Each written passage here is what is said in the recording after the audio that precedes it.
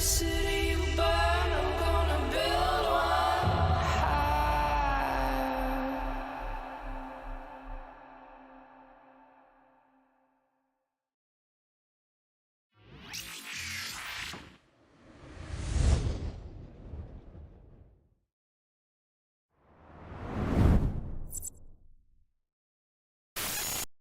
Greetings, fellow Empyreans. I am Ashtarothi, the voice of New Eden, and it is March 21st, YC125, and it is the Eve Universe Show. Hey! That was almost slick. Everything except for my mic. Oh gosh, am I peaking? I'm definitely peaking. I'm sorry. Okay, so... Hi. I wanted to test the Premiere thing because I wanted to make that video short. I was excited to get it out to you guys. And hey, so I thought that would be a perfect opportunity. So I set that up, and then I went live like a couple minutes into it. So that way, when it redirected you guys here, like there was something to be redirected to. So that was. I felt really clever, and then like halfway through, I noticed that my mic was not giving any audio. Well, first of all, I noticed that my headset wasn't. Every once in a while, my audio and OBS gets messed up, and I have to like reset a bunch of things. And so for some reason, both my mic and my headset got messed up, and I didn't realize that until like literally, you guys were like watching the video. So I panicked, found my headset mic, plugged it in, and now I'm trying to fix my sound.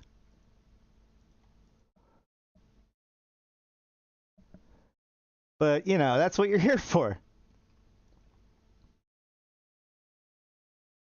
Why they gotta shoot the Erebus, though? Mic is mono? Oh, is it normally duo channel? Look, I'm trying to fix it, okay? I don't know why. I think it's because my previous cat, like, attacked it a few times. But, like, you have to plug it in a few times for it to find... Like, if you plug it in, there's only, like, a 1 in 3 chance that the computer will actually figure out what it is.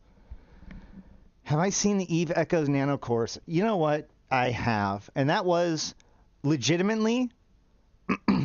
So, real talk. Man, that 07's going to be there the whole time, isn't it? That's... You know what? That's pretty good. I'm okay with that. Hold on. I do have things to say about that. That was going to be the topic of the day. Just by the way. That's what I was trying to say. No. Look.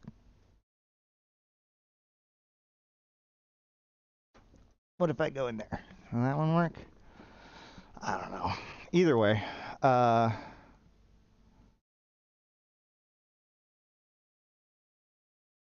do they have to shoot the Erebus? Because it's Caldari.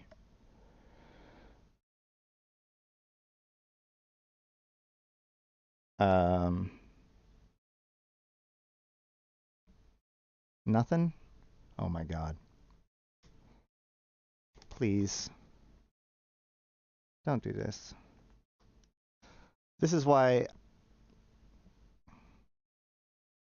I normally test this like an hour ahead of time, because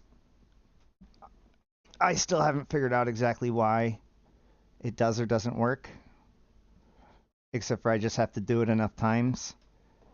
And you know, I gotta say, as a guy who works with computers, having to say that, it really frustrates me, because having a user say, oh, it just randomly does something, I hate that. So to say it just randomly does it sucks. Like, I wish it could be like, oh, I have to put it in just right, or 3 times, or summon Cthulhu, whatever.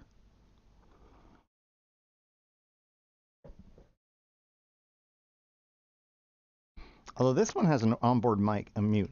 Is this mic going to be good enough, or should I... Have I tried dining it first? You know what? Do you know what a microphone eats?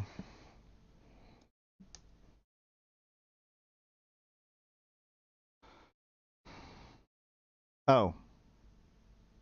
I might be dumb.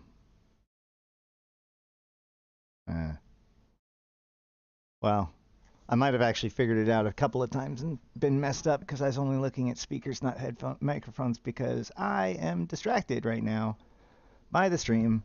Don't worry, guys. We don't have anything to talk about. All right. Whatever. I'll just say this.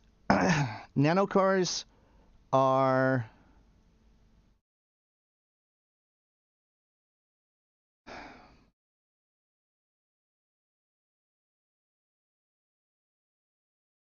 It's a complicated issue, actually, because it really comes down to what you want your design to be, right?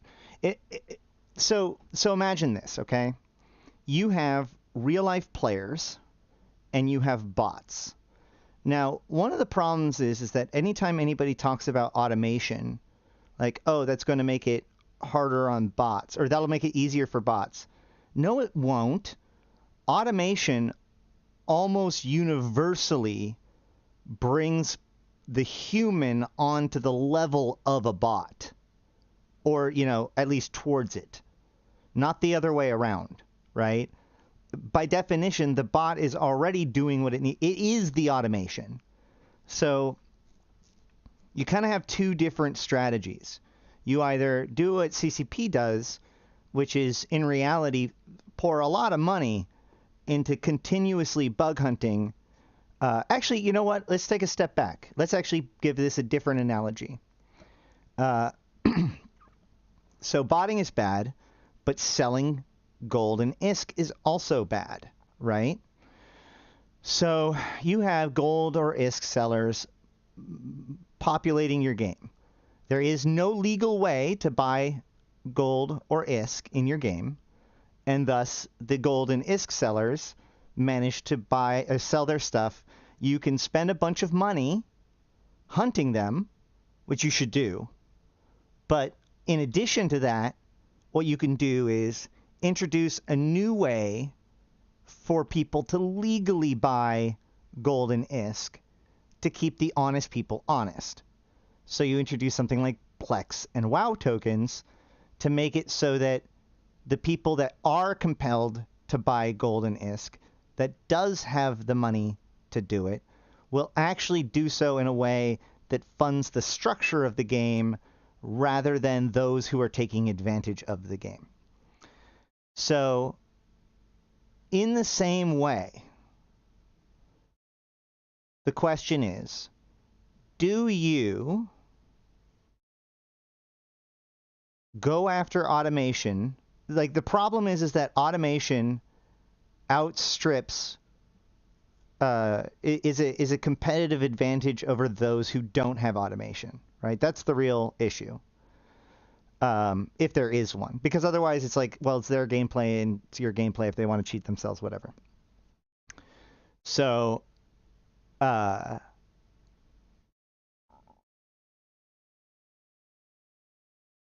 you can go after the botters, which is an ongoing and difficult process, but you can also potentially give people a way to rightfully do it by buying their way into it, in this, with the assumption that, so basically you can either fight it head on or concede that it will happen and at least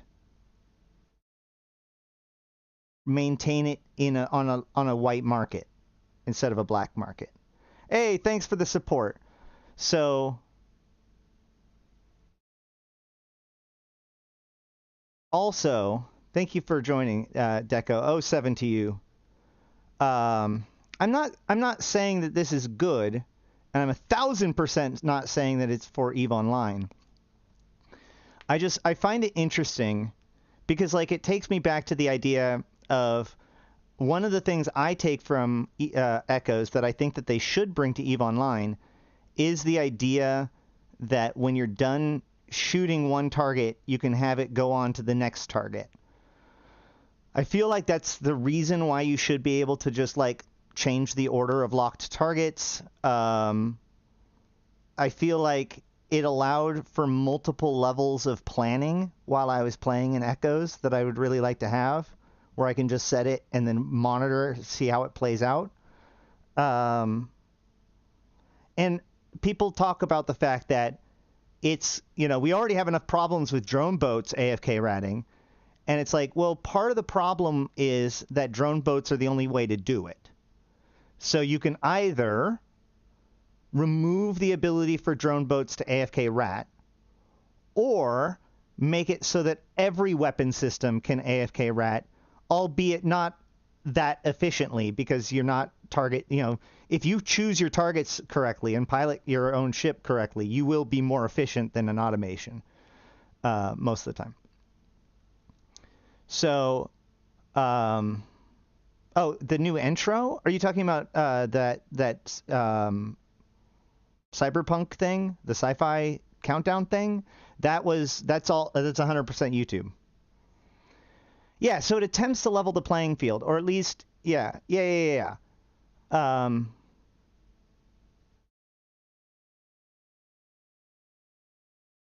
Or at least gives a way to offer it some kind of legitimacy.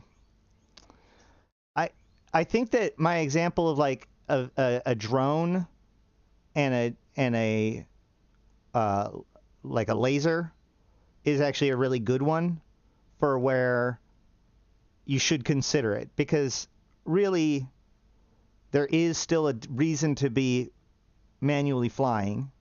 Otherwise the nanocore wouldn't be needed at all. And the problem is it's very difficult to balance things like drones when things like that are weighing so heavily on the player bases, on the Zeekite psyche, as it were. But automation doesn't need to sleep or go to work. Here's my question, though, for those of you who are Echoes people. Because I was going to watch a video on this. Like I said, this was going to be my main topic for the day. But does it work? Do you have to have it open for the nanocore to work? Or is it just like your character's now an NPC?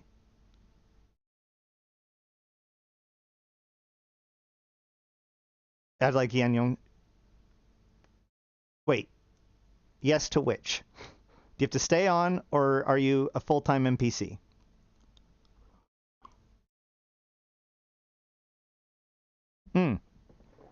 So, okay.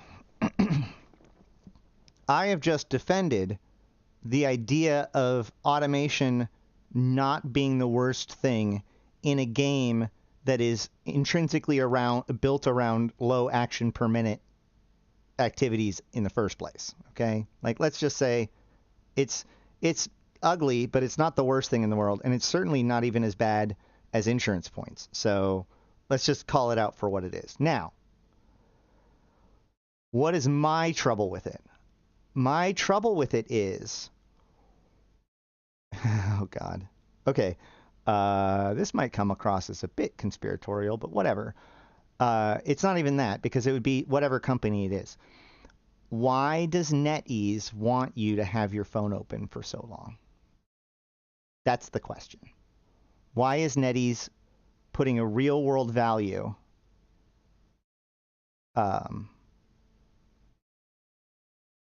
why are they giving you a path that just does it?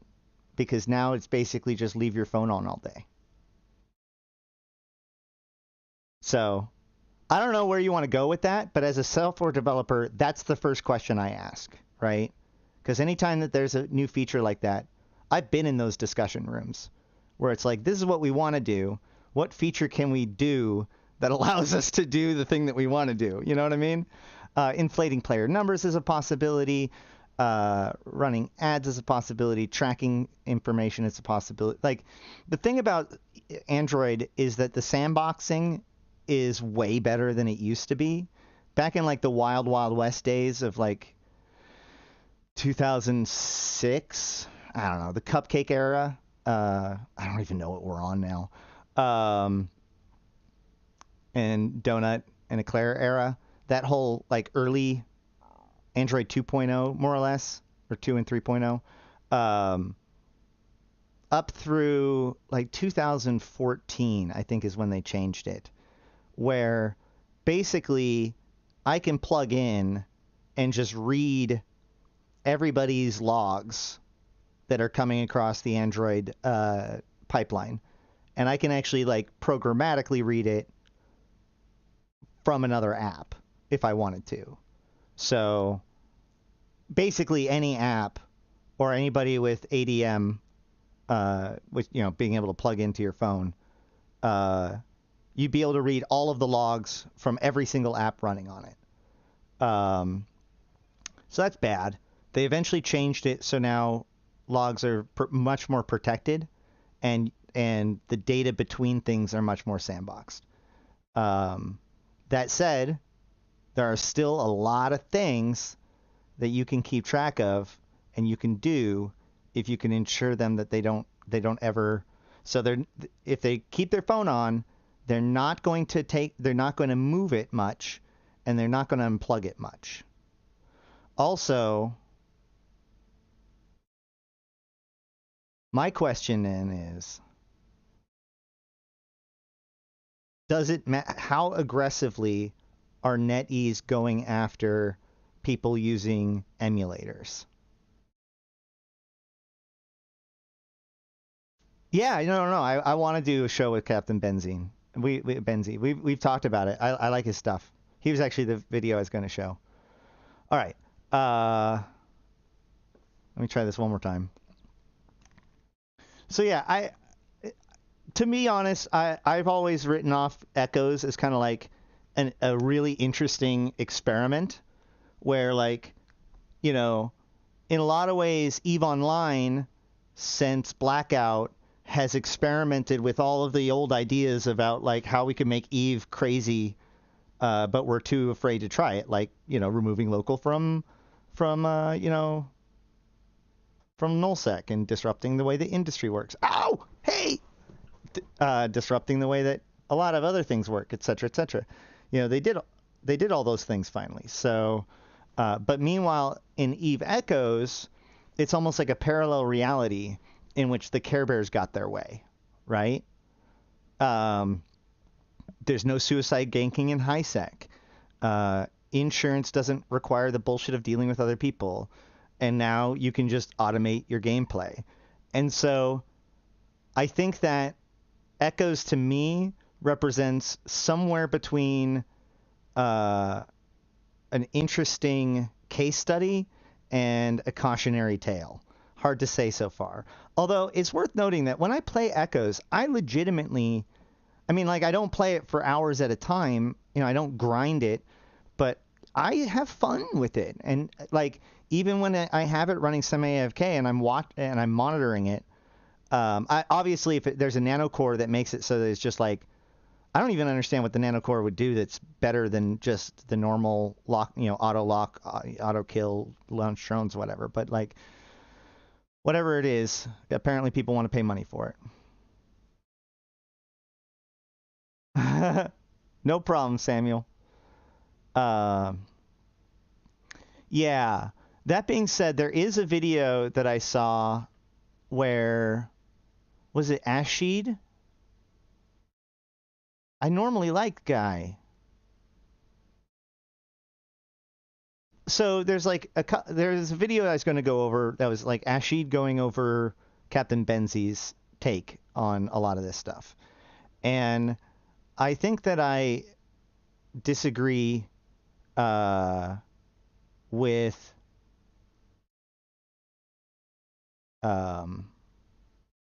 because I got banned. By the way, for the record, on November 4th, I submitted an appeal for that ban. They have never actually outlined why it happened, and they have never responded to the appeal in any way. I have no idea. That's all I've got. Like, legitimately, no lie. I don't know what happened. I don't know. I don't know.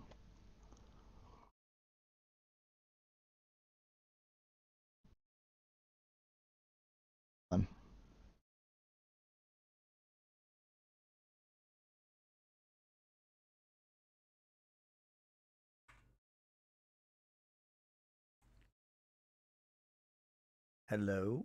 Hey! Hey! Yeah, I don't know. But you know what? I already was I was already eyeing YouTube. So it was a pretty, and I honestly at this point, even if they did respond, it's very possible that I just haven't noticed it because I haven't, like, every once in a while I pop in to see if it's been any actions on the website, but like even if they solved it, I wouldn't go back because like it actually ends up being pretty cool here. Oh, I should leave. I should do that. That is correct. That is a good point. The content was too hot for Twitch. Yeah, exactly. Either way, where were we? I don't know what we're talking about. Today's been a day, man. So far, today has been a day. So we are outside of the new Anchorage in Inkaki. It was built as part of this whole, or since Uprising, or like during the whole Uprising process. And as you can see here, it has quite a bit going on for it at this point. You know, and the reason why I'm showing it today is because the anchorages. So the weird thing about the anchorages is that they opened up them as stations, but none of the facilities were open, and I don't think you could rent offices. So today, as part of the patch, basically the biggest thing in the patch, if I remember correctly, is that these offices are now open. And there's new facilities. So now there is industrial facilities in Inkaki, when formerly there were not any NPC industrial facilities in Inkaki. So pretty cool place. Thought I'd make a good background.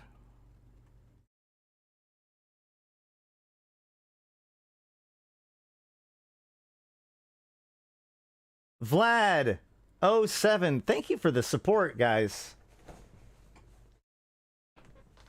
You get those emotes and the videos. Just remember, so the $1 supporter or the $1 member tier is all it takes to get those videos 24 hours in advance. So I released that video that I just did to the members first, and then this morning set up the premiere so then they couldn't watch it for like an hour or two, and then now everybody gets to watch it. So. And there's a supporters channel in game, or sorry, in Discord, which, speaking of which, again, if you haven't gotten that solved, please DM me directly if something's wonky or if you have any questions about that. If only we could steal them. I don't think that's a good idea. Seems like new architecture. They've been working on this stuff. This is what all of the stuff that's been being built up to and after Uprising has looked like. These kinds of things are all over, what's it called? Like the Caldari Syndicate area. Man, there's a lot of things going on. Hey, guys. My alert's not happening?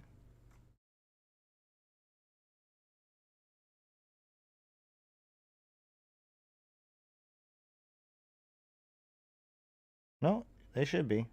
Okay. Oh, that's right. My monitor isn't working. Never mind. Carry on.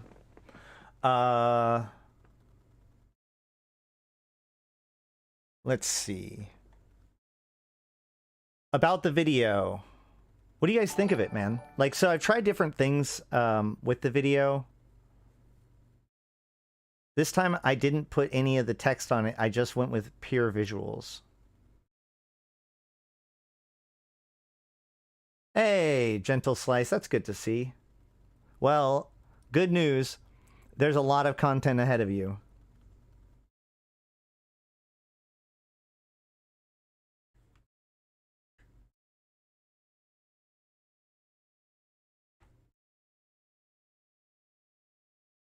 Yay. Okay.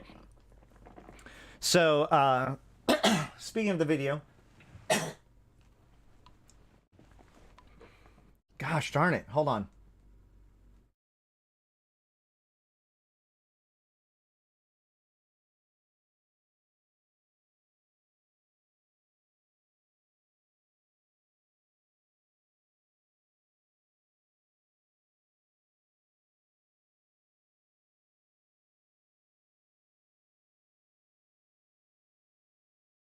Whew. All right. Well, that was phlegmy. All right. So what do I take out of this one? The main kind of gist of this is just a follow-up of the new peace treaties, where we have two separate wars rather than two interlocked wars. In addition to that, though, I think that this one right here, this center one, is the thing that is the important thing that is designed to slip underneath the radar, right? Because this whole thing is about it not being taken seriously. Basically, what I find very cool about this is that, like, in the heart of all of this turmoil, right? This ongoing chaos in politics, and more importantly, this historically weak point for Concord and Edencom, both with the Four Empires agreements kind of dissolving, and Edencom and Concord being called out as part of the spying row. Through all of this, here comes Edencom yelling out, "Hey, there's a lot of capsuleers and mercenaries stealing this tech, and that could be a problem once this stuff starts to get out there in the black market and such." And they also specifically call out to, they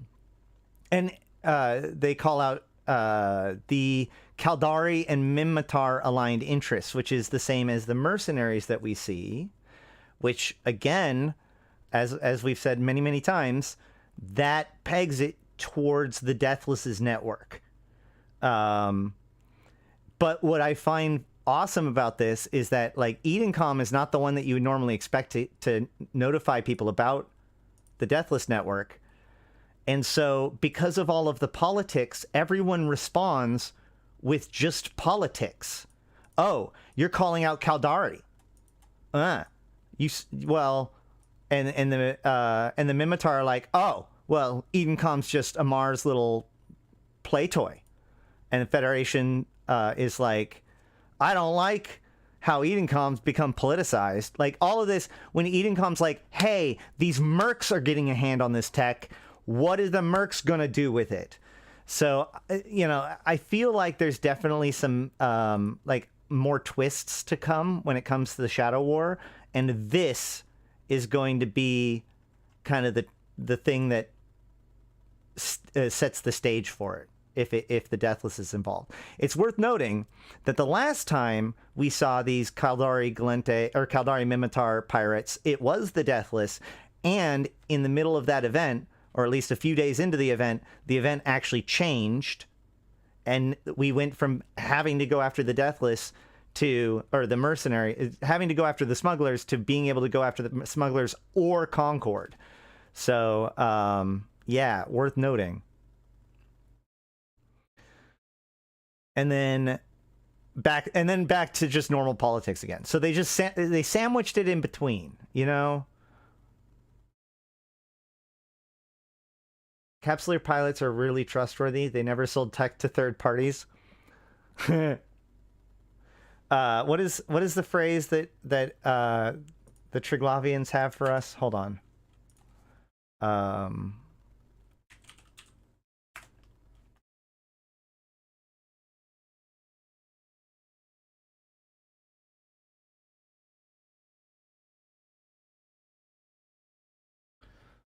All right. And yeah, we've yet to see the shadow part of Shadow Wars. That's a good point.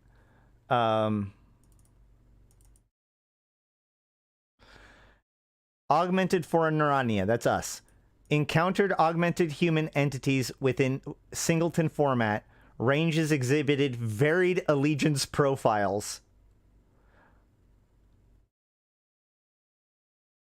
And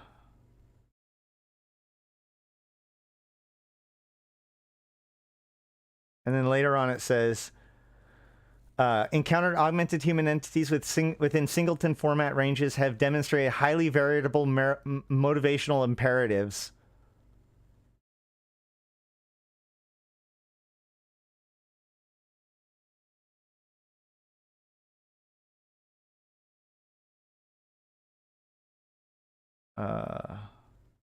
Oh my gosh, I'm about to get ready down this a whole different rabbit hole. I'm gonna have to close this one. All right. That's something to look into later. Something Narania.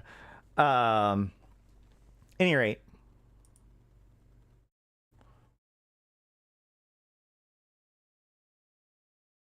I know I didn't show you guys it, but it didn't really matter that much. Obviously.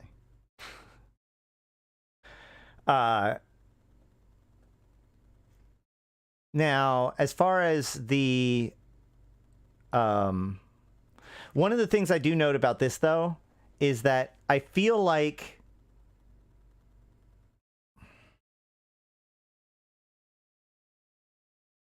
this is the other reason why I think that there's another twist.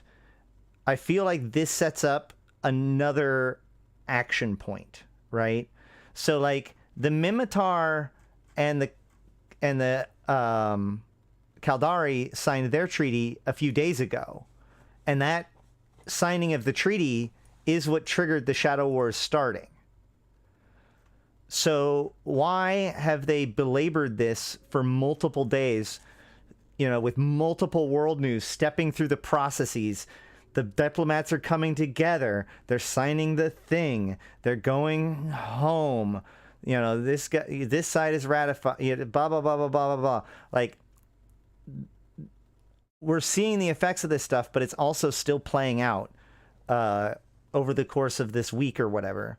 And the point is that now the Alohn Gardner side, which notably CCP could have just said, like, and now the Alohn Gardner also did a non-intervention treaty, but they didn't.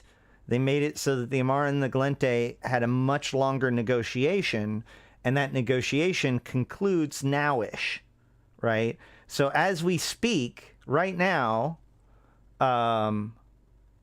it should be that they are en route or just arriving at their respective homes for ratification by the Amar Privy Council and the Federation State, because they were returning to there.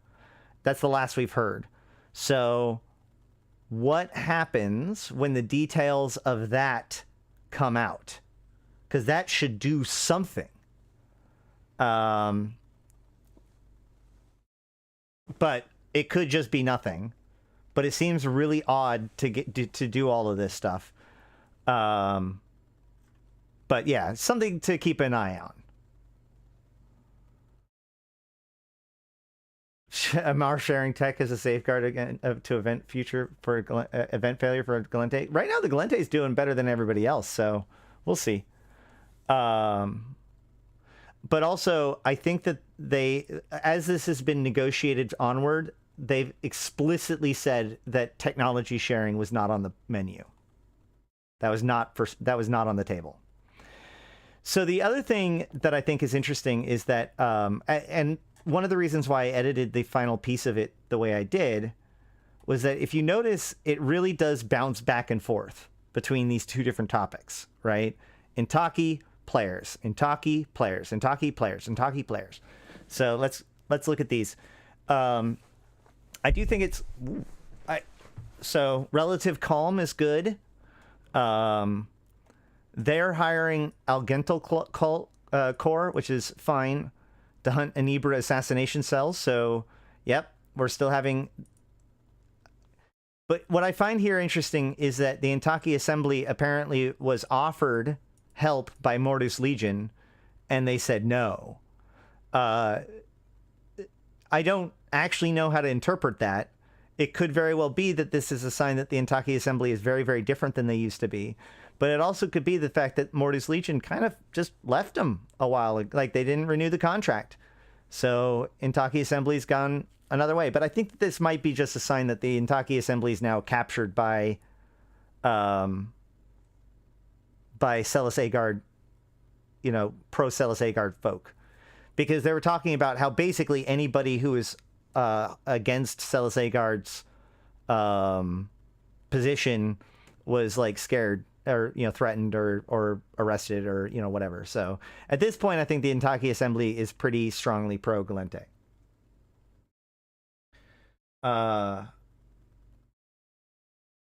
Does the Chronicle title Blind Auction have something to do with the... Yes. Well, kind of. Yes.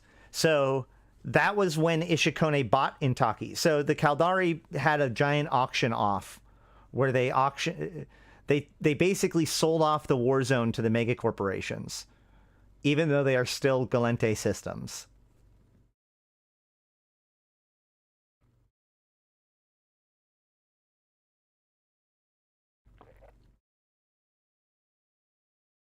I think Caldari are still ahead with Amar, Mimitar, Gallente, Bottleneck, and Caldari space is rough for everyone. Yeah, but I think Gallente are still progressing faster than the Caldari are on their side. Like, obviously, we've got twice as far to go, so we're not going up the percentage. We've got a long ways to catch up, but we are, like, making more progress per day. Or at least keeping a lead, which I'm pretty happy about. Also, that's a big one. At least until, as long as this becomes reasonable, I am offering 4 cerebral accelerators for every data core. No, sorry, not data core. Federation Navy lockbox contracted to Mortis Astarte, the CEO of Mauro. The corp in Convocation of Empyreans. So the thing is that the data cores are very valuable. They're selling for a lot on the market. They're selling for way more than you get out of the lockbox. So rather than asking you to take a loss by turning it in, and rather than telling you to give me the data core, because turning in the data core is a big source of points. Making the data core and building the data core is a big source of points. Yeah. Although if you're in the Convocation of Empyreans, we are offering the PI for market resistant prices. But yeah, if you don't want locked boxes, you don't want the skins or anything like that for yourself, or you know, you really want the ISK or whatever, I might limit the number I can do per person. I haven't figured out the details yet, but I want to offer you 4 cerebral accelerators for data core, or the lockbox. So you build the 10 data cores, you get the points for that, 150 points. You turn them in, you get 150 points, and then you take that lockbox and you contract it to Mortis Astarte for 4 cerebral accelerators. Huh?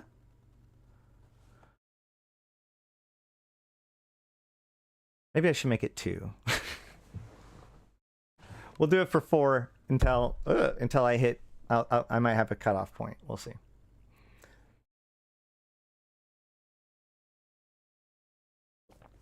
I was making the joke that so my link down below is actually a referral link that sends you to a random referral link of all of the people that we've put on the website, which is most of our staff and all that stuff. To kind of share the love a little bit. But I was making a joke that, like, if this goes on, I may end up having to start putting up my own code again.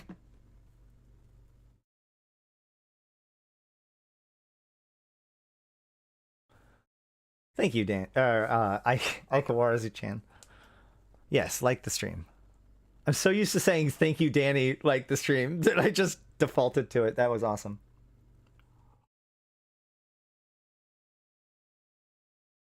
Anywho, Hey guys, did you know that there's a nullsec war? Inkaki Autonomous Movement. So again, they've set up their positions last time, and or like the people in charge and all that stuff. And here we go with different like their hardline positions. Now, Namar Elite Mercenaries. I don't actually know very much about them. Let's find out what we can figure out. Persistent rumors claim that Namar Elite Private Military Corporation is little more than a front for the Black Eagles, the Federation's most ruthless internal security and intelligence agency. Others suggest that the corporation has spread rumors to enhance its mystique using the intimidating reputation of the Black Eagles. Whatever the truth of the matter be, there's no shortage of customers willing to hire Namar Elite mercenaries.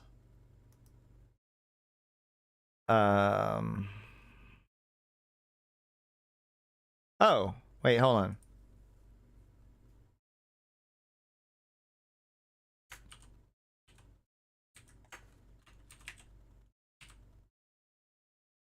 Federation military suggests that the remaining mercenary corporations, notably the Kanglo Directorate and Namar Elite, were in fact making headway on behalf of the Consolidation faction.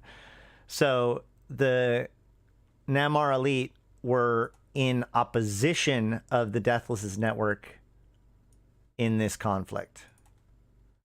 And the Federal Intelligence Office has denied all claims of involvement in the beginning paragraph that points out that the Namar Elite is there. So, okay. So, basically, FIO Secret Op Military Division Mercs are also in operation in Inkaki, and the Free Inkaki army ambushed them. The Akat foothills are interesting because isn't that like the Akat foothills is apparently a good place to hide things, because isn't that where the Serpentis drug yards were found or whatever? Anyway, Capsuleer Coalition Warlords, more player stuff. Viret Special Military District duties assigned to elite unit from Gallente Police Directorate. What is the Gallente Police Directorate?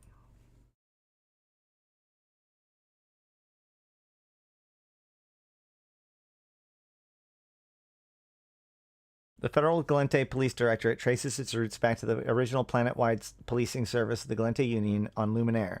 The Gallente Union Police and Public Safety Service, GUPS, was intended to operate as an all-union service, with its officers recruited and trained by the federal government of the Gallente Union.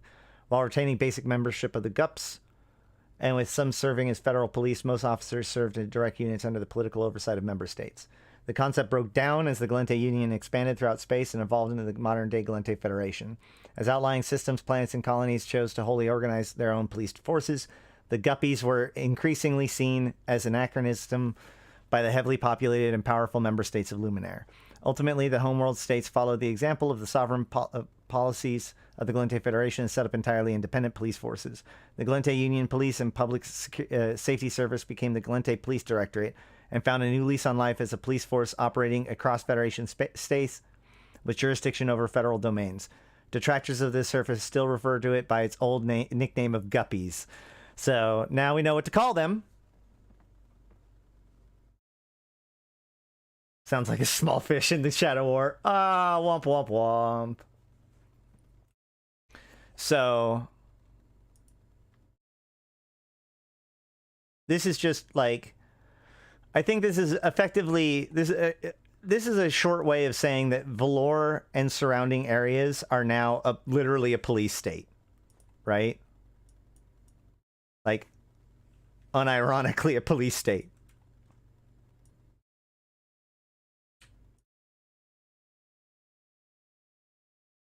Where is my ship? There it is. Is that it? Yeah.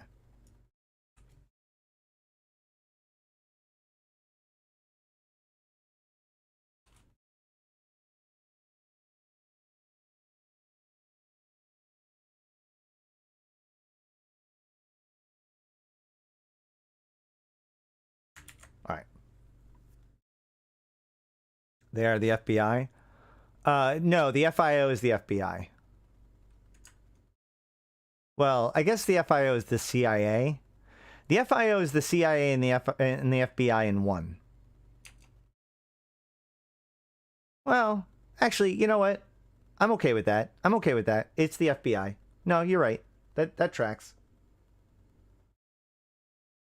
Although they're not quite the FBI. They're more like federal marshals, maybe? I don't know. Concord Emergency Responders and Frontier Safeguards assisting SOE research and rescue in Pureblind. That's just more... That's actually just calling out nullsec again. More like the KGB. That's more like the FIO. The Black Eagles. Concord Emergency Responders and Frontier Safeguards assisting... Yeah.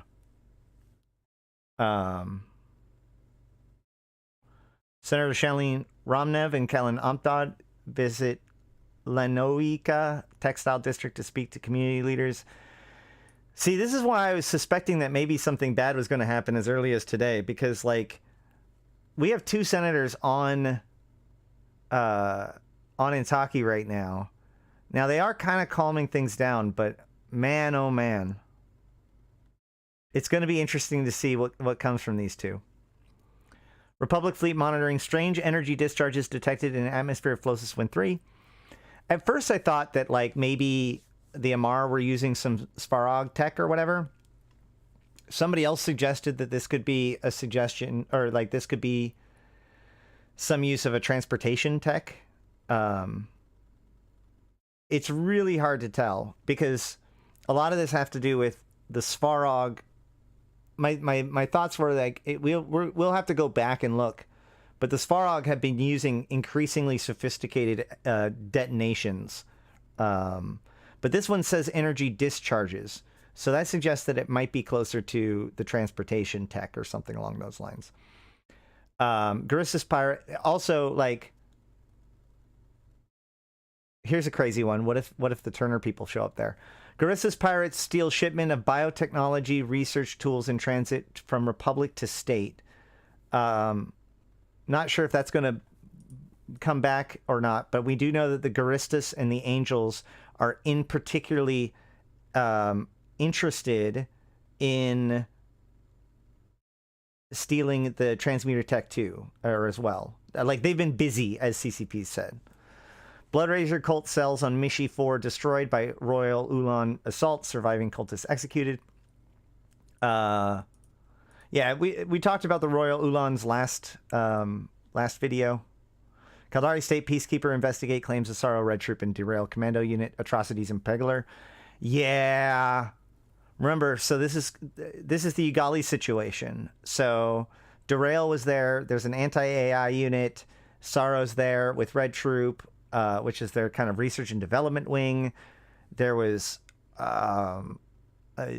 potential precursor artifacts. A whole bunch of people were arrested. There's been something going on, and they tried to burn the evidence just now as Ugalis was getting prepared to fall into the state's hands again. Large settlement on Yesod 7 reported to loss to antimatter detonation during Sanchez Nation's landings. So here's the interesting one. You know what we have seen Svarog use as a weapon? Antimatter bombs. So we saw that Sanchez Nation was disrupted, or, you know, Svarog was getting ready for an invasion. We've been kind of tracing this thing. So once again, I'm not saying that this is all true. It's just one of those things where, like, every single article, there seems to be a note that if we're going in this direction, that's what this is, which is, it could very well be that Svarog, Krezhnik Svarog, has now attacked Sanchez Nation on Yesod 7. Serpentis Inquest posts record profits for my military cyber implants and war clone development divisions. We're getting ready for a shooter, guys. Everybody's getting ready for a shooter. Crash shuttle recovered from Ugali's 3 asteroid mining colony carrying bioadaptive Caldari in combat armor. Remember, the Ugalis situation, okay? So this isn't just a possibility of, like, oh, look, they learned from the Triglavians. Why is this guy bioadaptive? What are the precursor artifacts? What is the AI that caused the Derail and Kirkin risk control to come in and to deal with it? What are they destroying? You know, what are they arresting people for? There's been this whole thing going on, and now we have bioadapted Caldari. Where so did the Caldari steal more than just the transporter tech? Reporter claim Angel Cartel and Krullifor organization peace treating on Anur as demand rises for contraband throughout Molten Heath. So, you know, this is continued consolidation of the pirate groups. I think we saw a little bit ago there was an agreement between the Serpentis and some people within the Deathless's squad. And now we see peace between Angel and Krullifor, which I'm pretty sure was part of Deathless's team. I can't remember. But, you know, all of the factions are realigning. And the problem is that they've been seeding these piece by piece by piece. So very few people, if any, have totally figured out how this realignment is going.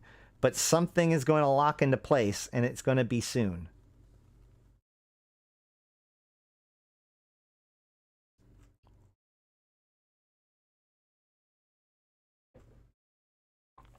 It's going to be increasingly relevant if they get to that point where faction warfare is now ready to, it's mature enough to take that process and move it to other empires, right?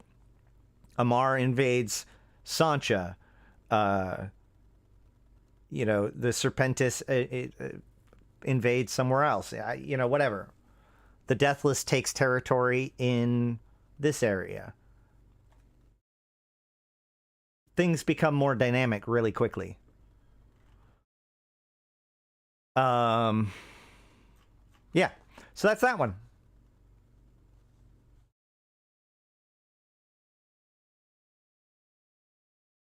Let us move on, because we have lots to talk about.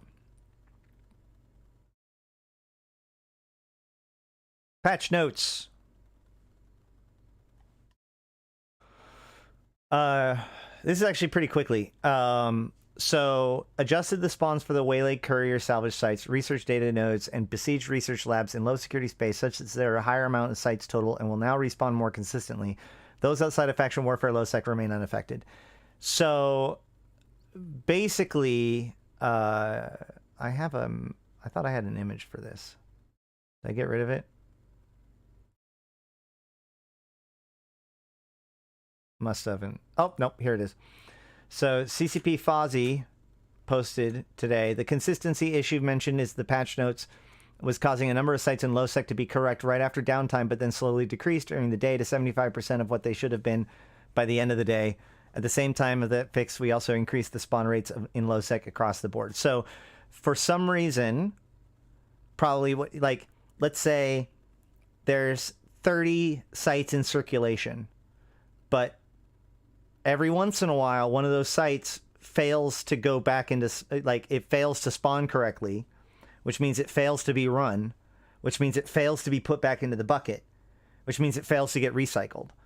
And it's not like you're checking to make sure that your list is depleting all the time, because that would be, like, potential, like, a needless function to do all the time. Most of the time, you just assume that whatever's in the bucket is supposed to be in the bucket. Anywho,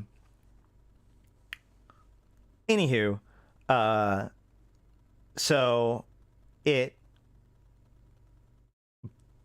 doesn't recycle. Yeah, because you couldn't even do that. Never mind. That wouldn't even work if you tried to test it, because you don't know how many sites are out there. You can't tell the difference between a site that's not being run and a site that hasn't spawned correctly by that definition. Either way, I digress. The point is that puts less sites in circulation, to the point that by the end of the day, there's only 75% of the sites remaining. And that's what led it to happen.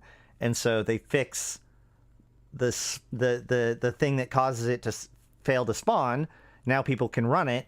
Now it gets recycled. Now we both get more sites and more consistency. Oh, it just said that there's an ad inserted. I should probably stop talking about serious stuff. There you go.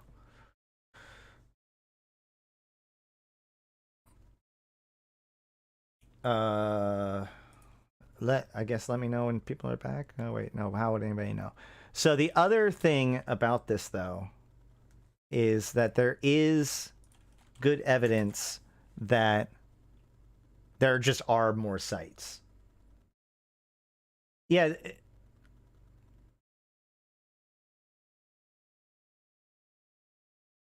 All right, thanks, Spoons. Yeah, no, the issue is that the sites weren't spawning correctly. And to be honest, like the sites are, you know, it'd be nice to have more sites spawn in low sec maybe, but like, let's be honest. All right, I mean high sec rather.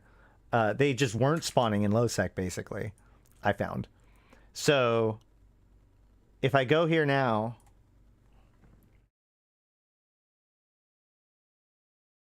I can see like, oh look, there's a data node there. There's a state laboratory there. There's a data node there.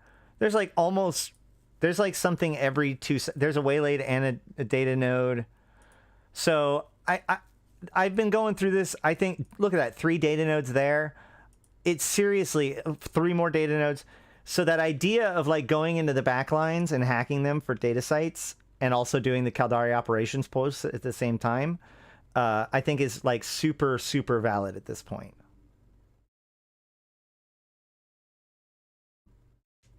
Yes. Yeah. So the issue is that Caldari is, or like low sec is much more spread out. The high sec had the less sites, but more condensed. But yeah, I'm very happy to see more sites. I think that there was also just an increase in the number of sites spawning that was done on top of the fix. But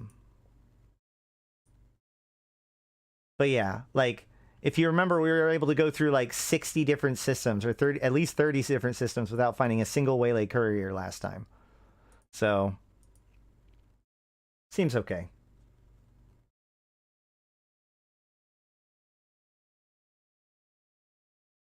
Back to the patch notes.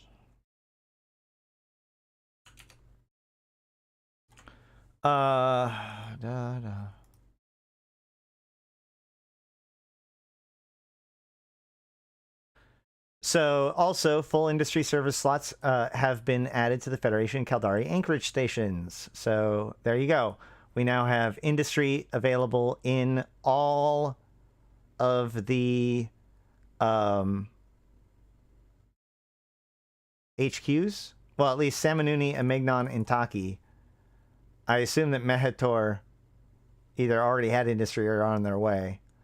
But we also get Amignon and these 3 systems in nullsec, because remember, Caldari is building out their holdings in Syndicate region.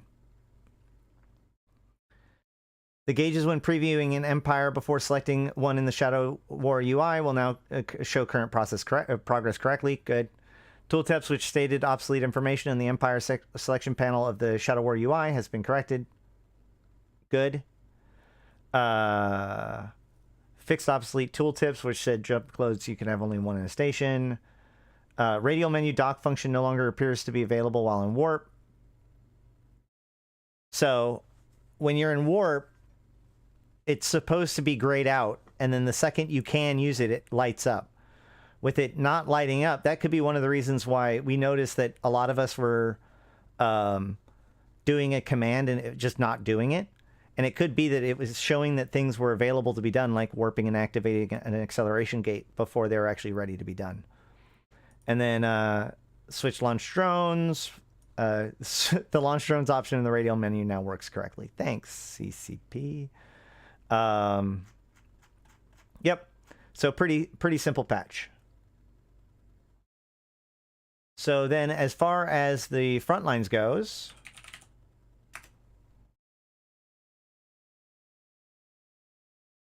we can see that the Amarr have 1.5% of their transport relay. The Minmatar have 2.2%. The Gallente, the Caldari have 3%, and the Gallente have 3.4 and 1%. The reason why I do that, both of them, or did it that way, is because it's worth noting that basically the stellar transmuter development is about twice as easy. Like the stellar transmuter data cores are about twice as cheap as the transporter tech data cores. And this makes a lot of sense, right? Because A, there's half as many systems available. You only get the Caldari systems. There's no Gallente systems available, whereas both Minmatar and Amarr systems are available for the transporter tech. B, there's more people that need them. You've got 1.5, or three empires that need it instead of 2. And it's in Caldari space, which means it's most likely, to be disrupted, especially by all these guys running around with suspect flags. So the transporter tech, I think that this change, for instance, today is going to make transporter tech potentially, or transmuter tech rather, transporter tech kind of pick up, because it is by far the harder one to get. So eventually, though, one of these, or somebody's going to get those transporter tech built up, and then they will then have it available to be stolen from them. So what we see here is that the Amarr and the Minmatar is doing not quite twice as good, maybe 170%, whatever, as good as the Minmatar, or as the Gallente, 1.5, whatever, or as the Amarr rather.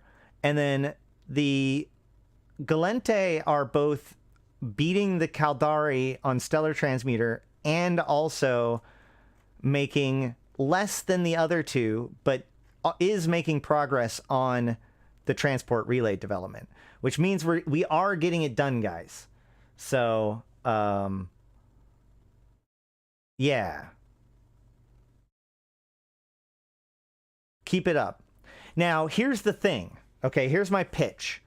Here's why, if you've not gotten involved yet, you should go Gallente. Okay, you ready? While it is true that the skins are tied to the race, so like, oh, well, I want, if you want to go Amarr because you need those Amarr skins, I can understand that completely. However, here's the issue, and this is something to pay attention to, right? These numbers are climbing. And sure, it might feel like they're climbing slowly now, but they're going to keep climbing.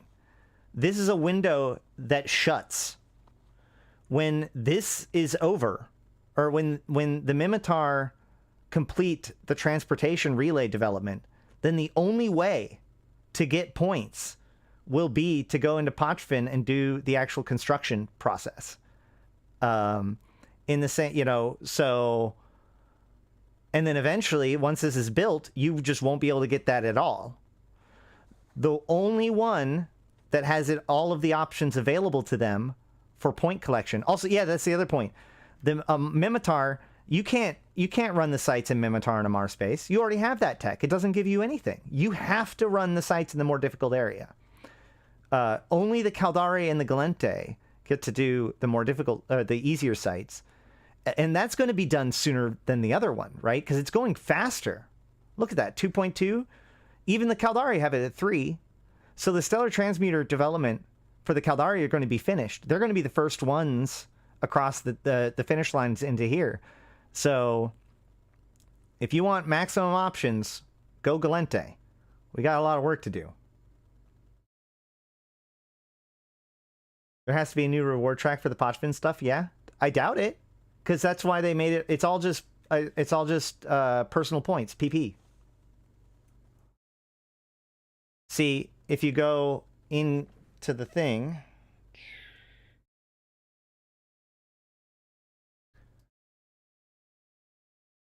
if we go to the agency, Shadow Wars, see, Shipcaster Shadow Wars. So here's my PP. Do not demonetize me. Do not report me. God damn it. Here is my reward tracker accumulation of personal points. And when I hit goals, I see that there are 3 tasks: Stellar Transmuter, Transport Relay, and Interstellar Shipcaster Construction. So these are the ways to earn, these are the ways to get more PP. I'm done. It's this or pills that you can buy on my website.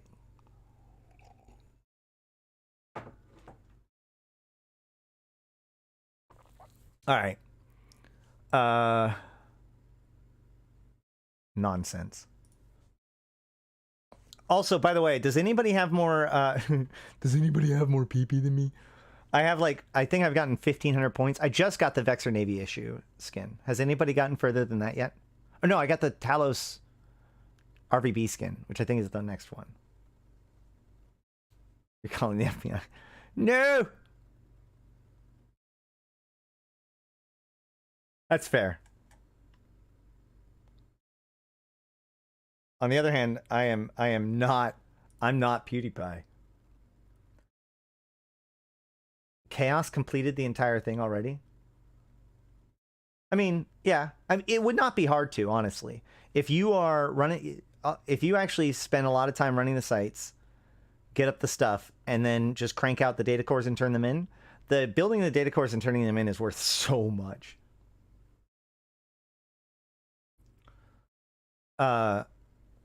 Actually, that's not true, because we did a lot of the bigger sites because we had a team of people that did it. But the issue is that the combat sites, you'll get stuck on the kill the structure, and so a lot of people just didn't make any points at all while they were doing the combat sites. And meanwhile, the salvage sites, you would run an entire salvage site, only get 1 can because there's 5 of us.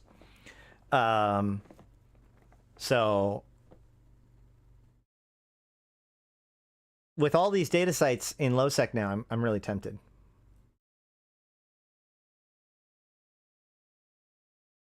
Yeah, if you make them and turn them in, they're worth 300 points total. That's where a lot of the points are.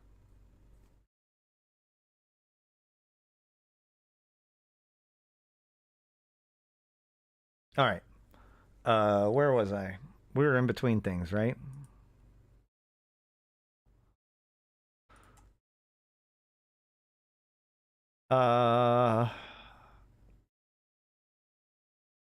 Also, guys, I do have my Shipcaster Shadow War guide. I will say a couple things. First of all, be very careful. You get the suspect flag as soon as you activate the gate. So you can double click to be going down the gate, such that when you activate the gate, you just go right in. Be very careful, especially in high sec out there. There are teams that are definitely going around, and they are very good at catching people, either on gates, on acceleration gates, on star gates, sometimes even inside of sites. So it is very exciting. The people in our group that have been participating in it have been having a lot of fun with it. I do have the concern that if it got crowded, it would be a really big problem. Because there's just not enough to go around. So if it didn't scale up with the number of people, I could see it becoming really ugly really fast.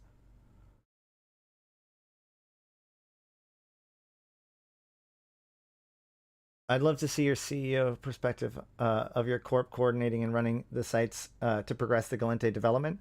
So we've been running fleets more or less every day. We now have alliance contracts in a couple of key places in order to provide ships for people that are running the sites. Obviously, we're answering people's questions and stuff. We're doing free hauling from various locations to, our manufacturing centers.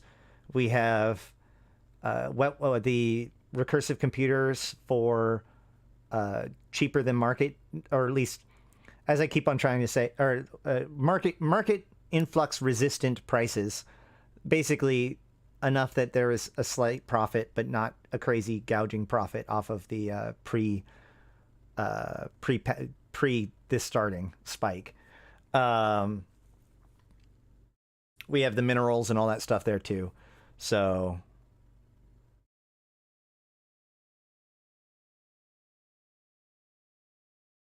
yep. I think that we're making a lot of progress, and I think it's really good. I think that the thing that's interesting about this was that, a lot of people kind of wrote off the previous event because they just figured that the Stargate would just be built. Because the previous one before that, we had thought that there was a lot of speculation that the Stargate was going to be able to be stopped, but then it turned out that they weren't able to be stopped. So people had already kind of people just likened it to that, and it was like fool me once sort of a deal. And I don't blame them necessarily for it, but now that the Gallente, now that process has seen its way out, here's the thing. It's now completely undeniable that there was changes that were involved, right? I literally cannot tell you what the state of the game would have been if we had gotten that gate built, or if the Caldari had failed to build their gate. I cannot tell you whether or not the Caldari would be in Syndicate. I cannot tell you whether or not the Amignon gate, well, I can tell you this right now, the Amignon gate would not be pointed to Inkaki. I have no idea what would be pointed at Inkaki, or if anything. Would Celis Agard have even invaded Inkaki? Probably. But you get what I'm saying? Now that has happened, and the consequences of our actions being that we are on the back foot, and this attention towards faction warfare has really brought a lot of attention to the fact that the Gallente are currently on the back foot, or have been for the last 2 or 3 years in faction warfare. All of this has actually led to basically everybody having a strong opinion one way or another. Not everybody, but a lot of people having a strong opinion one way or another about specifically the Gallente in the Shadow War. And I think that's led to a lot of people, being a detractor of it, there's very little you can do to be a detractor. But if you're a supporter of it, then it's, you get the job done. So I hope that all this means that this is going to be really productive. But what that also means is that, again, you got to get in while the getting's hot, right? As technology gets researched, our ability to turn in things for those points get locked out. So, yeah. It's okay. Let's learn suspect status, not criminal.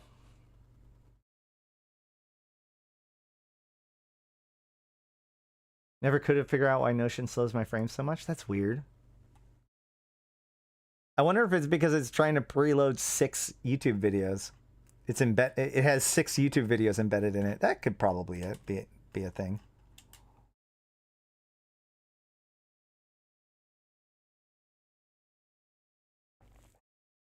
Any rate,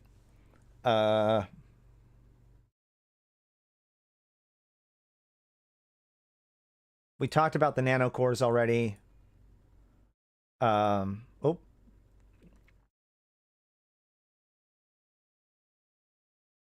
Oh, that's easy. Just talk for 15 minutes. Actually, it's even easier because you're already in a site that is a dead space site. All you do is just align to the station and burn off, because even if you get combat scanned, they're going to land on the gate, and then they're going to land on the beacon inside. So you'll have plenty of warning to warp off if you need to. But yeah. The other thing, yeah, you can still be in the site. In fact, man, let me tell you, if there's one piece of advice I can give you when it comes to the event, is get your salvaging trained up. If the salvaging site, I think, is the sweet spot for something a solo person can reasonably do, and gives a lot of the parts that it takes to build things. Like, I think that laboratories have like the bigger side rewards, but the Waylay couriers are really good for just getting the parts to build the data cores. But they're hard nuts to crack. And if you're an alpha clone, or if you have, like, I think you have to have at least salvaging 3 to try. But if you have like only the bare minimum, we've had people there literally until their suspect flag fell off and beyond, still trying to crack open their first can. So beware of that. But it is true that you can actually go into the site and just let your suspect flag wear off. What's going on? Hold on a second. Open widget. Stream status poor. Hold on.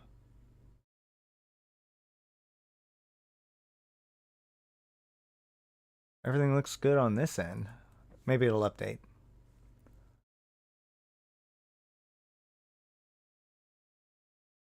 You've gotten good boosters out of the data sites. Also, it looks like the data sites are going to be way more findable in LowSec now.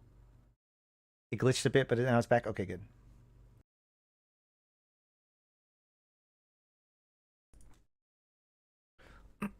Okay, so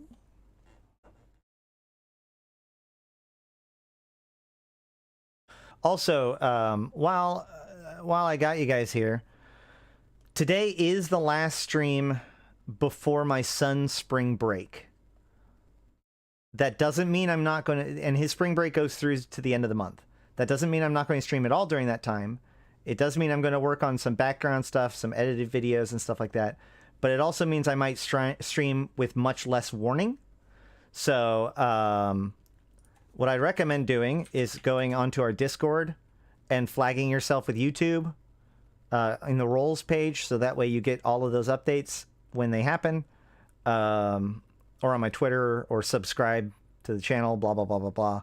Because, like, for instance, tomorrow, I may not have time to do anything, or I may just do an impromptu stream. I don't know. I've got some ideas about it, but this, I'll be honest with you, this whole thing kind of snuck up on me. In addition to that, while we're doing admin stuff, I will say that I am raising funds. I made a bit of a mistake. So, how do I want to start this? Anyway, the Notion, right? My Notion, which is what the lore website is hosted on, and the Adoron.org, you know, all of, not Adoron.org, but the members handbook and all that stuff is on. That has an annual fee, and it's per, what's called per seat. And I accidentally let that renew with an extra seat, which destroyed my bank account. And I'm in the process of trying to fix all that stuff. But that being all that said, I was going to do, before a lot of my streams in the last few weeks have been disrupted, I was going to do some fundraising for this. So if anybody would like to contribute to helping keep the Notion up, it is, I think, like $95 a year per seat, which I think I'm going to be able to convince them to only to like reimburse me and then only charge me for one seat. Yeah,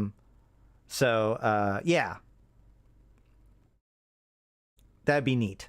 If you're interested, DM me on Discord. Thank you. Yeah. Let me think. Anything else I wanted to say about that? No, I think we're good. Oh, yeah, what I was gonna say earlier was that it was an ADHD tax, because I was supposed to take care of this before it rolled over, but I had assumed that the payment was disconnected, so it was just gonna like fall off like it did last time. But turns out I was super high speed a year ago and made it auto renew. Anywho, carrying on. Good, the stream's health is excellent. All right.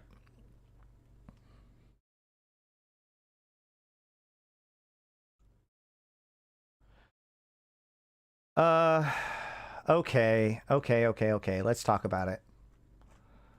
Let's talk about it.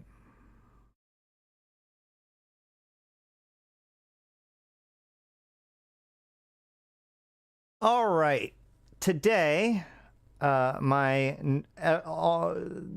normal Twitter world and news world was interrupted a few hours before my stream with the notification that this giant news post was posted about CCP Games, a $40 million investment and blockchain technology.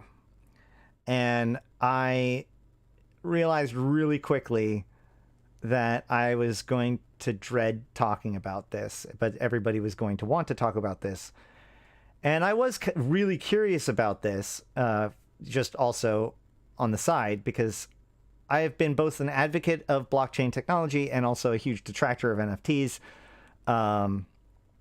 There is what I like to say a bit of a homework video that you guys can watch later that I'll probably be referencing but not necessarily showing very much of, because, or if any, which is a, why is that not, what? Okay. Yeah, which is this zero punctuation video about can blockchain technology be a game mechanic? Where they talk about the possibilities of using this sort of technology for games, CryptoKitties, and its applications and other things. This video, by the way, and it's important to note, was made in 2018, 2019. So before any of that stuff was like popular, or NFTs were like the way they are now. So one of the things that I really want to talk about is like some of the misconceptions, and try to cut through the emotional reaction of it to figure out what is really happening. Okay. First of all, is this a bad thing? Surface level, I think no. I think that there's almost no way that the vast majority of detractors' voices that I've heard are like their concerns are allayed, because most people, it seems, have misunderstood what's happening here. They've misunderstood the relationship that's going on, because this is not CCP turning Eve into blockchain. This is not CCP taking a bunch of, now splitting their focus to this new thing as well. This is not CCP investing their money into this new tech. This is CCP Games receiving $40 million in order to progress the technology and build this MMO. Now, that's worth noting, because like they can, that means that they're hiring new staff, which gives them new talent. Even if this entire thing falls apart, they'll still be able to retain whatever staff it rises to the top. I mean, they still have staff from the World of Darkness days. They still have staff from the Valkyrie days and the VR days that they picked up because of those things. So, whatever. The fact that they've secured $40 million of investments for this project means that CCP Games is broadly healthier, which is also good. They've also made a big point to note that, I can't remember exactly where it says, but there is, oh, yeah, in the tweet.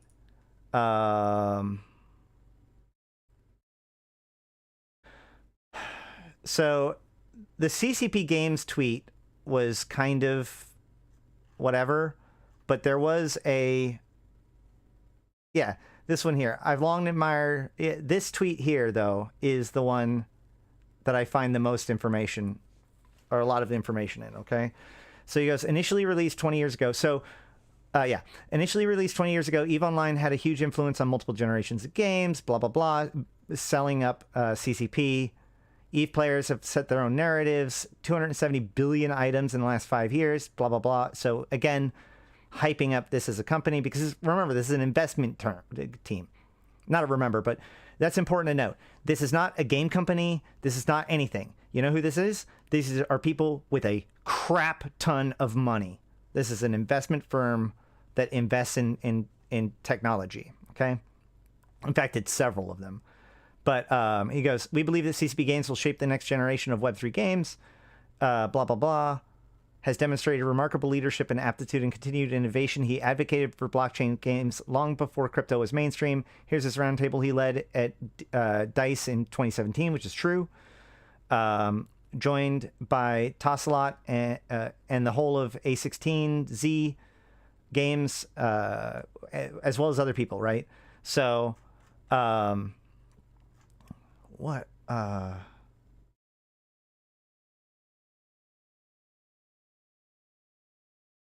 Where was it? There is somewhere here. I'm going to find it.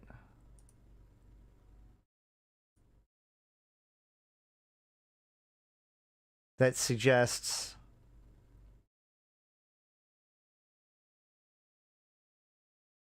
Yeah. Alongside independent financing, this new title's production is separate from current and previously disclosed projects, including EVE Online, which is now in its landmark 20th year.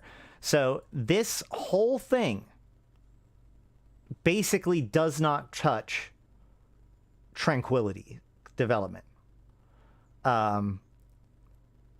So does that mean it can go badly? Or does it mean that it can't go badly? No.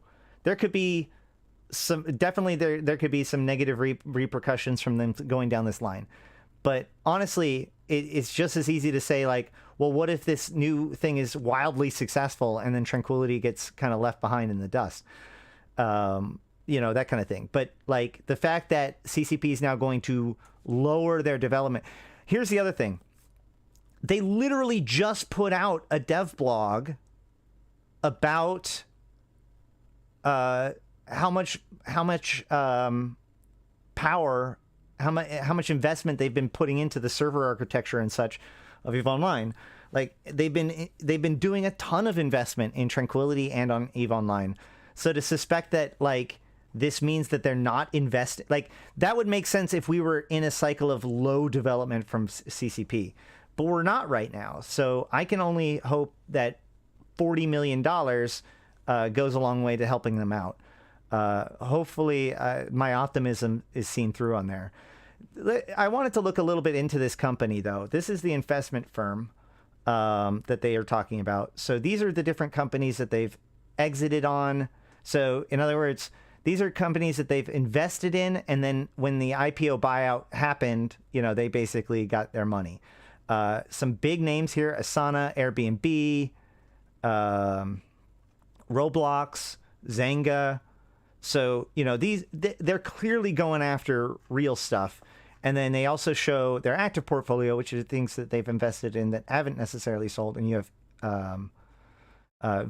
all kinds of different things here. So these are real deal guys. All right. Which is pretty cool. That means that CCP managed to secure a ton of money on behalf of this thing. So if people think that this is CCP sinking into a failed... If you think that anybody's being scammed, CCP is the one, you know, cashing out on the blockchain idea, because they just got $40 million on the idea that they can build a tech built-in blockchain, right? Like, now I guess that is the other nightmare. That is the real nightmare scenario, right? Like, they do this, they develop, they do something stupid, end up getting sued out of oblivion or into oblivion. But, you know, whatever. Shy of that, no, I see this as a big deal. The problem is that it's so, like, the opposite of the normal news that we hear when it comes to EVE's or CCP's financials that, yeah.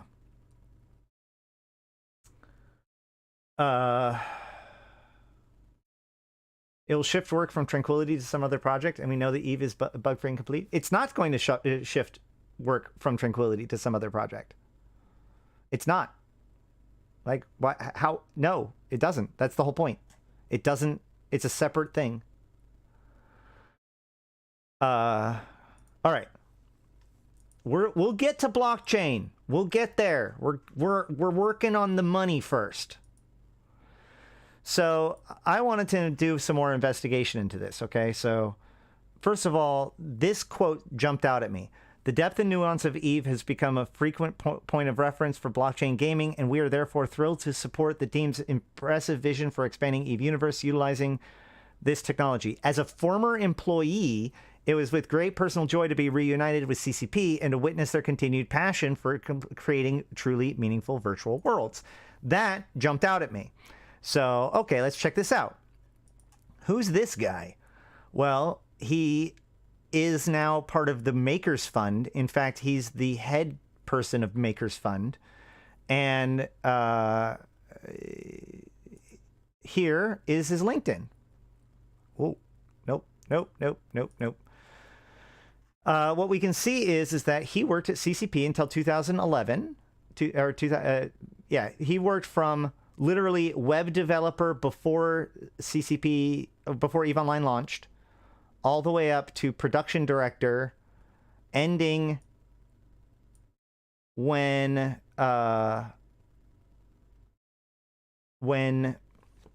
what's it called? Incarna, all that stuff fell apart. He actually, I went back and looked into it. He was a strong advocate even then of the Carbon development team. He was always like on their bleeding edge of technology and research, and like he was one of the people that was doing that. And then he left in 2012, which was during that whole like collapse of things. He also was one of the people that left for Riot. Several developers left for Riot at the same time. He worked for Riot for a few years, and apparently that worked out really well, because then he becomes a strategic advisor for a little while, and that apparently ends up really well because he now just is the guy who does Makers Fund, which invests in, he's a venture capitalist. So cool, that's who that is. And so he's a guy that has experience with CCP and with making the crazy ideas work. And also the Makers Fund, we can see up here, it says the financing was led by A16Z with participation from Makers Fund, Bitcraft, Capital, Kingsway Capital, Hashed, Nexon, and additional participants. So they are literally putting their money where their mouth is when it comes to these. And then Bitcraft, I looked into some of that. Hold on, let's see. Oh, yeah. So you remember this meeting? Y'all remember this? So at GDC in 2022, this thing came out. This was the tweet that kind of led to that blog post about no blockchain coming to Tranquility, right? And so here we see Hilmar talking about EVE Online with Yield Guild, Delphi Digital, and Bitcraft Venture Partners. So what has happened here? Here we have CEO of CCP Games talking about blockchain, cryptocurrency, and how to create real jobs with a synthetic game economy that runs parallel to the real world in an interview into 2019. So this is what they're talking about the fact that he's been doing this for a while now. So what is happening? What happened here is that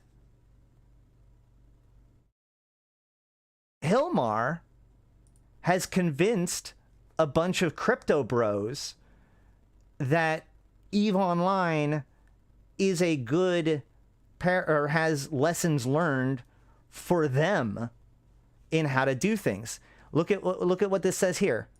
It says here.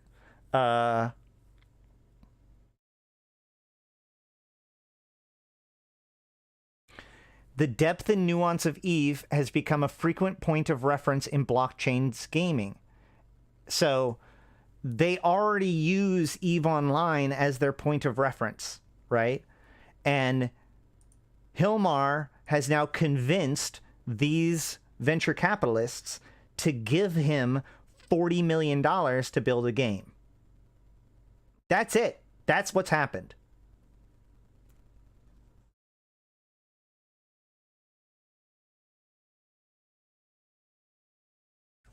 What I'd like to see from a press release item is a direct statement that no funds from CCP will flow into the project beyond the $40 million they receive. Well, you're not going to get that because it looks like they're still...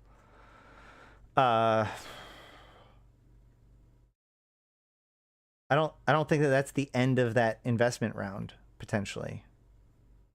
I don't know why I'm thinking that. I might be confusing multiple things. But I will say this. There is an article that suggests the career page. So here's CCP's career page. There aren't actually as many jobs opening as I would think if that was going to be true. But also, like, I wanted to look at some of these things for what was looking like, what they're looking to do, right? So to work on the world's greatest MMO. So this graphics programmer is for EVE Online, the current client. Strong use of C++, strong use of Python. This is the current EVE Online. That's what that job is for. QA analysts. It's going to be harder to tell for a QA analyst. Technical producer.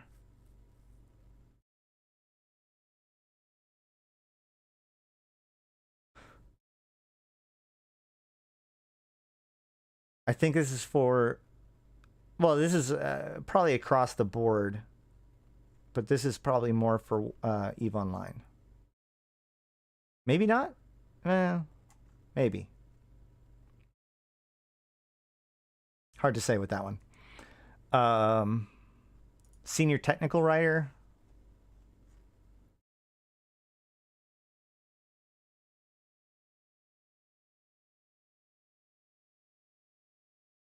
For an MMO. This could go either way. Experienced software engineer. What are they looking for? Experienced software engineer. DevOps. Oh, I guess it's language agnostic. I feel like this is for the new game.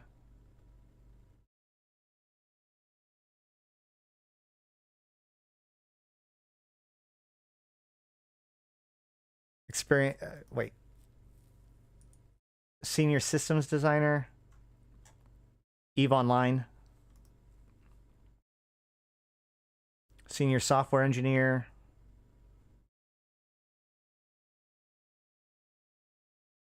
EVE Online. So all of these jobs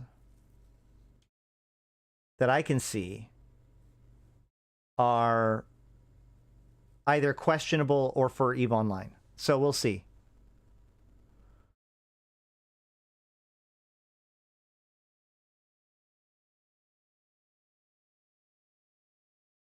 Update, no update. Thanks, I'm going to need you to come in on Saturday.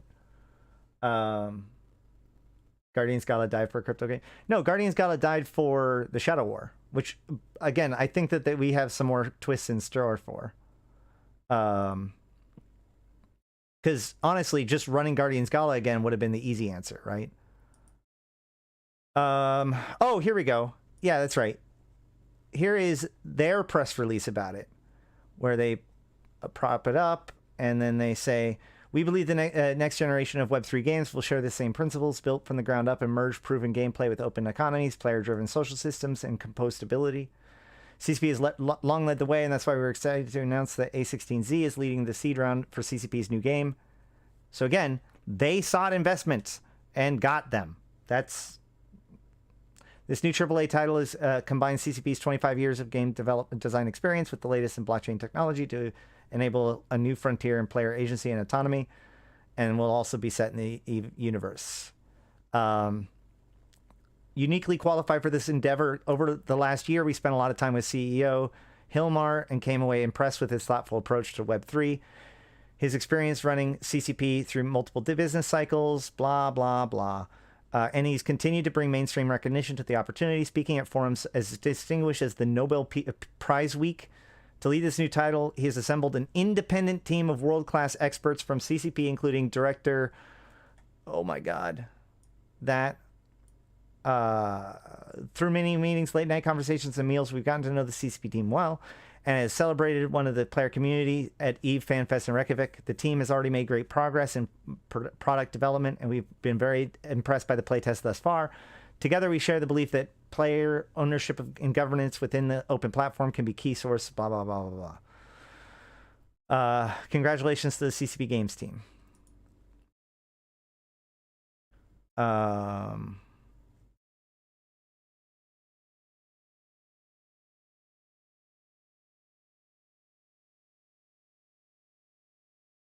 I don't know if we know who this guy is.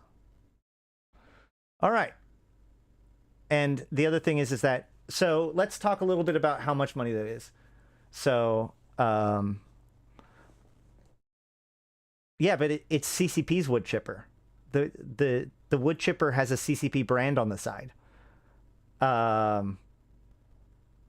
So first of all, I wanted to look into how much did CCP Games originally have for EVE Online? And the answer is that in April of 2000, the company, with another name I'm not going to try to pronounce, as CEO, raised $2.6 million through a closed offering organized by their bank from private investors in Iceland. So the EVE Online was built with an investment of $2 million. And these guys just handed CCP $40 million. Also, I can only see a couple other groups that they've invested in, only one that is involved in this crypto side of things, the Web3 side of things. But the other one was this one, which ended up getting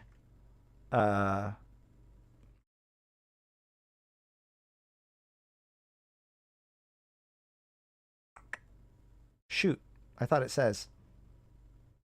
said, and I thought it was lower. Am I wrong? No, that was reading. Never mind. That's this one.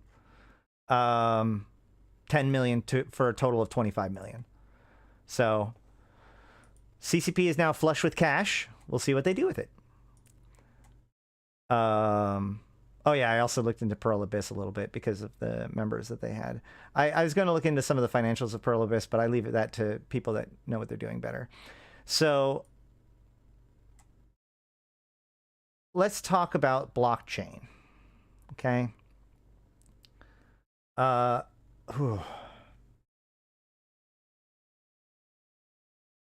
going to start off by saying a few things that blockchain isn't. Okay. Blockchain isn't NFTs. Blockchain isn't cryptocurrencies. Blockchain isn't a scam. Okay. Blockchain is a data storage theory. That's it.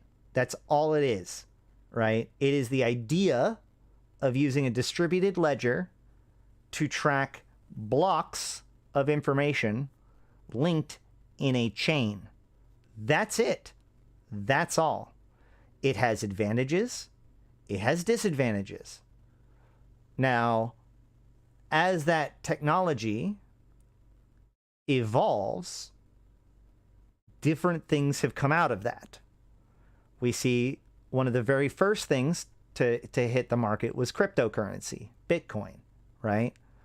That was the first, like, hey, by the way, this stuff could be worth money by literally being money.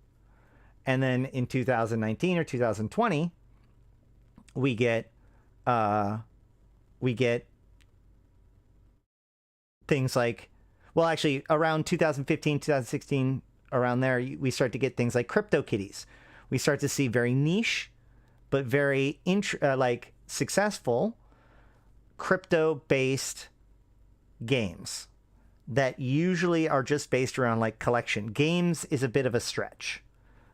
More like a collectible card universe. Kind of closer to Beanie Babies than anything else. From there, we see the explosion of everybody trying to convince everybody that it can be done. So we see the rise of two different things. Ethereum made it so that anybody could just make their own cryptocurrency or crypto thing without having to build their own blockchain. Because remember, the blockchain is separate, right? Like, Ethereum is the blockchain. But because of the flexibility of Ethereum as a blockchain, it allows for all of these other cryptocurrencies and crypto systems and blockchain systems to build themselves on top of Ethereum. That's different than having your own blockchain or a totally separate blockchain. Like, for instance, Bitcoin is a totally separate blockchain. It does not run on Ethereum. Okay? They have different protocols, different implementations, etc. Okay? So,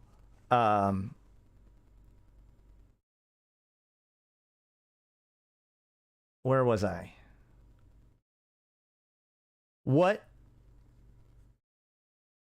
So, right, CryptoKitties and NFTs. So then NFTs become a big thing as people try to sell, like, okay, we can now make unique tokens, and we can put contents in those unique tokens, and then we can sell those unique tokens. And that was the rise of the NFT. Now, the issue is that there is very little that guaranteed that what was in those tokens was in fact unique, other than the fact that it was this token. Hence, the entire NFT universe is based around trying to make that tech work, like trying to iterate on that concept. You know, we have Ethereum, we have these blockchains. The second thing that happened was that game engines like Unity and Unreal finally came out with their own implementation, or major implementations were done in those engines, which allowed a lot of people to begin considering blockchain tech in their games, which led to a lot of blockchain scams using Unreal, asset flips, etc. So behind the scenes, though, you have the technology. You have this distributed database system, or storage system for tracking and logging information. Really, it's just a global ledger, right? So you have this ability for a global ledger for trust to be maintained. Basically, you have the ability to let's actually take another step back. So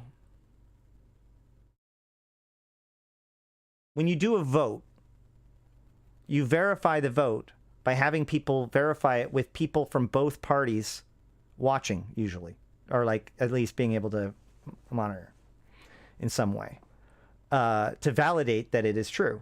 If everyone can agree that this is the true record, then it's the true record.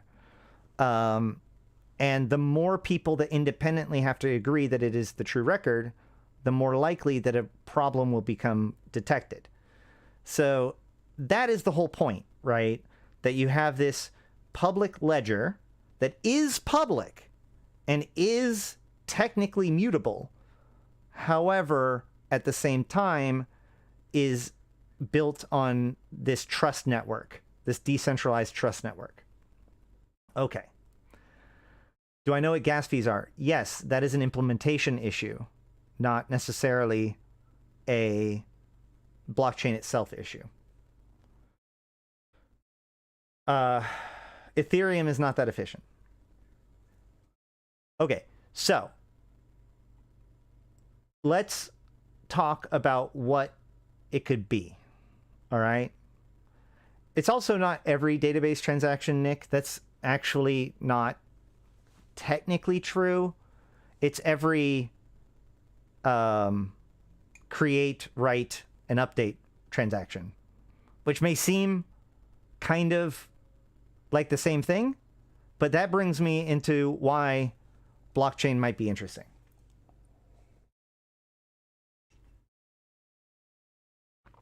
So, what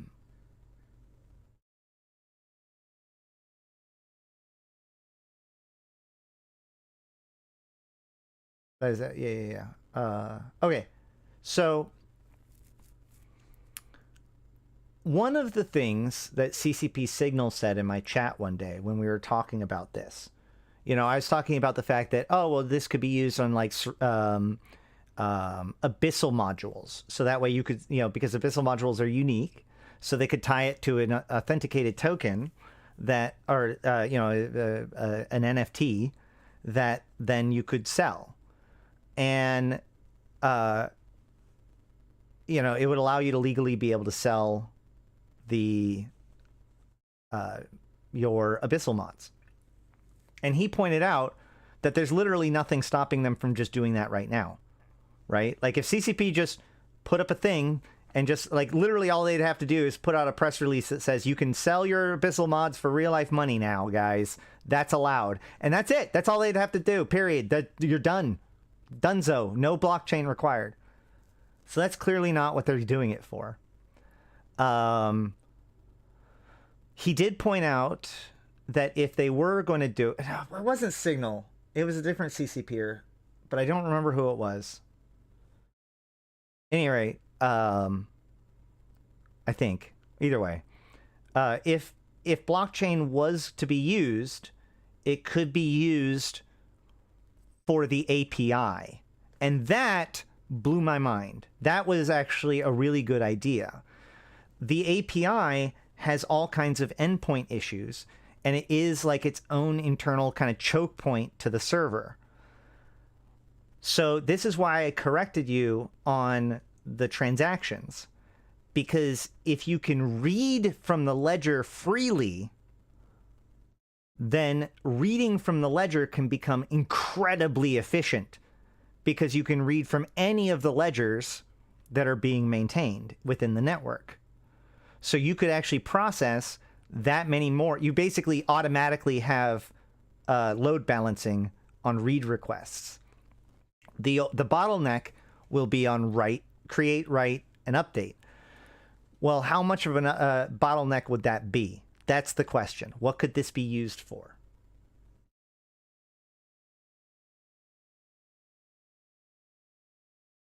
The other reason why I'm not necessarily going into other... Remember, they've been working on this stuff behind the scenes for a long time. So there could be layers to this that they could be solving some of these questions. And also, because this is a video game instead of a cryptocurrency or something like that, although who the fuck knows, maybe. Like, the standards of trust are more extreme for certain ones over others, if that makes sense. At any rate, let's see. I wanted to know, because the biggest issue with crypto, honestly, is that crypto, like Bitcoin, could never become a real honest-to-God currency. Not because it's not backed by anything or blah, blah, blah, blah, blah, but because the actual Bitcoin system can only process 7 transactions per second. I don't know if you know much about the world economy, but 7 transactions per second isn't enough for a small village, let alone a nation. A city. We'll go with a city, not a small village. So there's ads coming in like 6 seconds. So the issue becomes how fast can you update? How many transactions per second can the game do? Well, how many transactions per second does Eve require? Shoot, I had it here, but now apparently I don't. Grrr, hold on.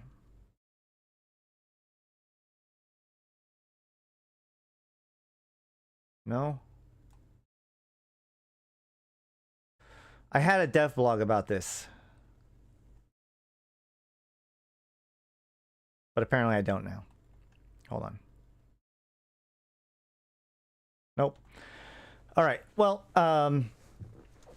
effectively, like, we'll just say a lot, right? Like, they've had, there's entire dev blogs about how they've had to upgrade their systems more and more and more for the sheer number of transactions that are happening per second, right?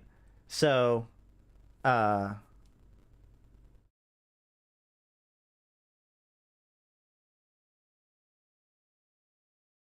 so what we have here is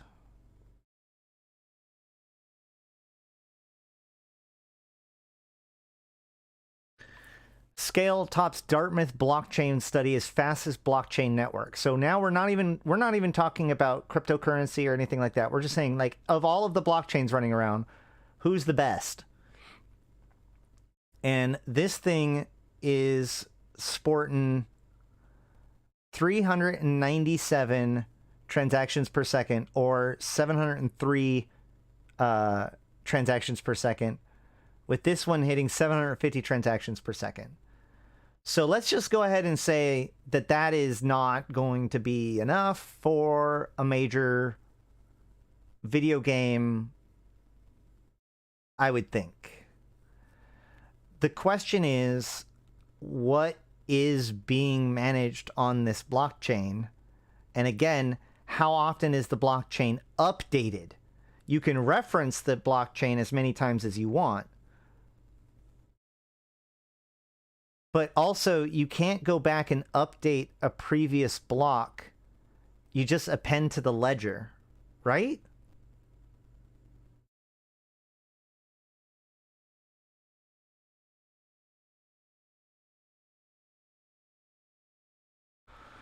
The point of the matter is that we don't fully understand what the game that they could be doing is. But I think that whatever we're imagining, whatever you pretend to know about it, it probably isn't.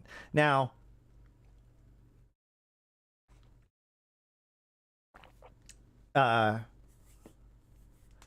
imagine an API that allows 5,000 or 500 requests per second and then just ask for asterisk. Eee. Yeah, that'd be bad. So,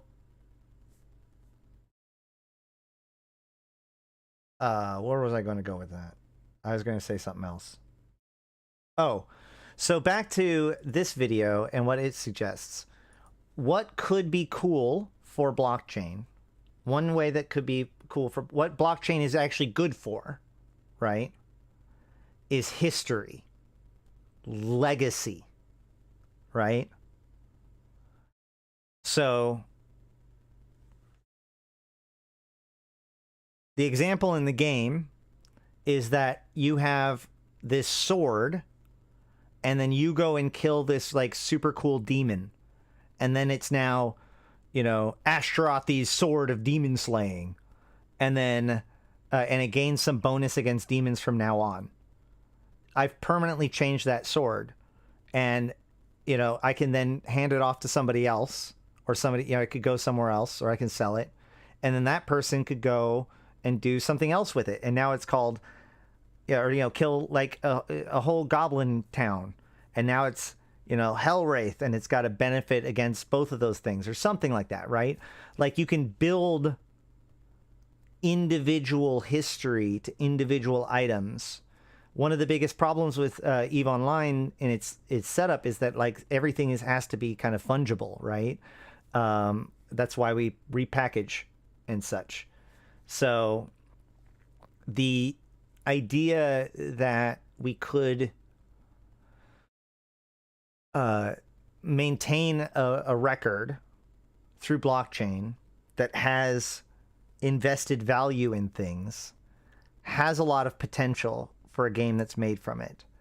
I believe that a lot of the games that have been built from blockchain so far have not seen that far ahead. And I think that the reason why that is because basically the kind of thing that'll use blockchain correctly takes a while to develop. And what we've seen so far are the things that don't take a while to develop.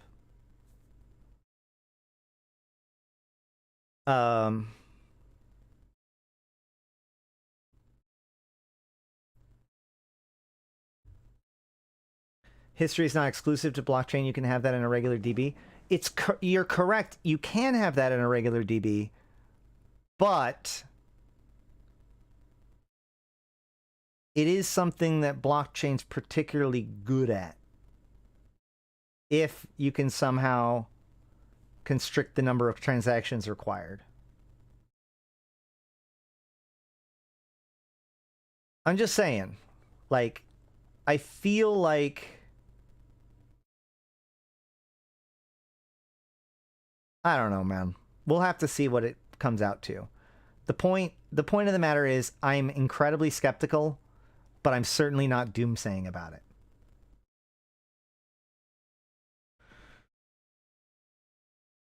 Self-error correcting. Yeah. Again, I think that the biggest thing... Right. The problem is that blockchain has gotten so much buzz recently. It has... It's like... When people talk about blockchain just being a scam, it harkens back to me of people saying that AI is like just a curiosity, you know? Like the difference between watching the first deep learning software sort out how to play Mega Mario or Tetris versus ChatGPT, right?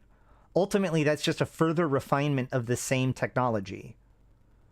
You know, we live on a critical threshold. And I think a lot of these investors are seeing that they're going to need to be on the correct side of that wave.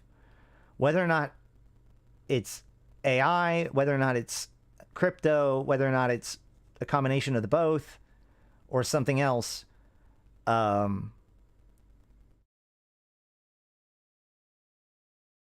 you don't want to be slow when the next internet is made. You know what I mean? And I can see that.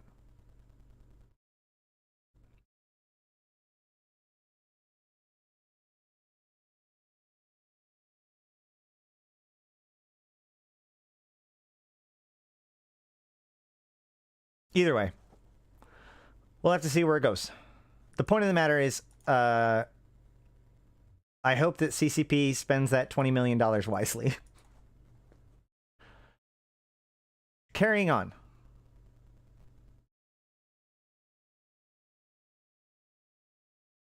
Is that it? Is that all we had to do today?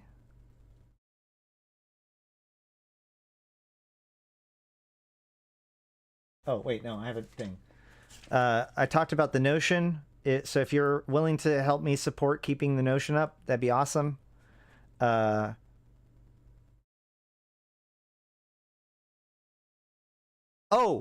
I'm coming up on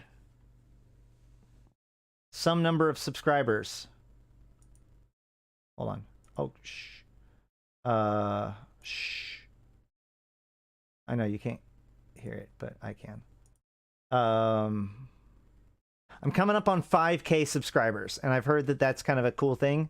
So, go ahead and, like, I'm probably going to do a bigger AMA-ish thing when it comes out, but, like, or as we get closer to it. But if you want to send me some AMA questions, please do so. Either in an email, in Discord, or, you know, whatever. I have a new D-scan video out. It was I made a YouTube short the other yesterday, day before, somewhere in there. So I want to show you guys that video. because I was pretty happy about it, and I'd like some feedback. So...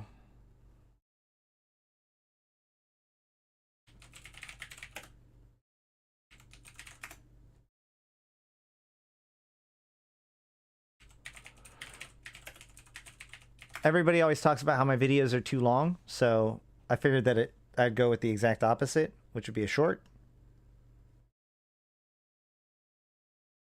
I wanted to see if I could fit all of the information I wanted to about the D-scan into 60 seconds. So here we go.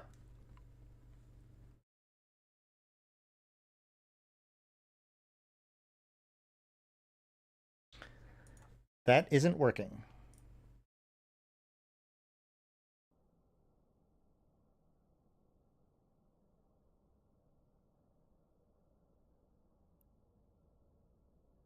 Let's try this again. Greetings, fellow Empyreans. I'm Ashtarothi, the voice of New Eden, and I'm here to tell you about the Directional Scanner. The Directional Scanner is a powerful tool equipped on every ship that allows you to see everything in space around you or at distant celestials. The maximum range for D-scan is 14.3 AU. The minimum range is 0.1 AU. There are two sliders to control your D-scan. The left one controls the range, the right one controls the angle. The angle is how far around your ship you scan, centered on your camera. Most players pop out their D-scan window from their map by clicking the double box in the upper right-hand corner. You can find out what is at a planet or star in range by setting it to 5 degrees maximum range. Click and hold on your directional scan hotkey to snap your camera and get a quick scan of that location. I prefer switching your D-scan hotkey to spacebar. You can set your angle to 360 and see everything around you, be it at long, medium, or short range. When in a sight or at an acceleration gate, you can set the range to 0.1 to see if anyone is on the gate or coming in. You can choose what does and doesn't show by selecting either the active overview settings or any saved overview profile. Now get out there, pilots, and remember to stay alert, stay alive.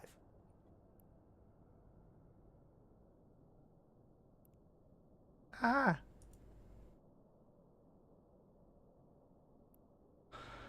All right. So yeah, that was fun. It came together really, really nicely, I'd say.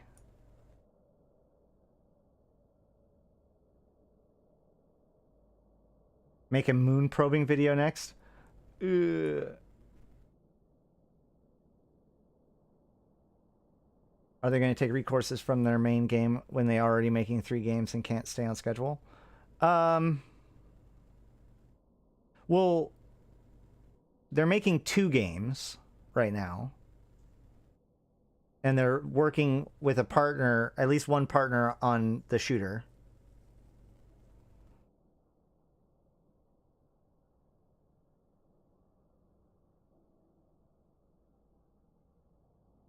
That's a good point.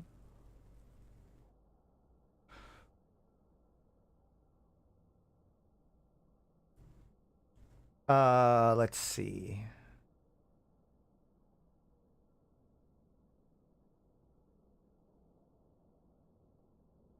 Lordy, is there anything else to talk about? I legitimately thought I was going to have more stuff to talk about than time, for sure.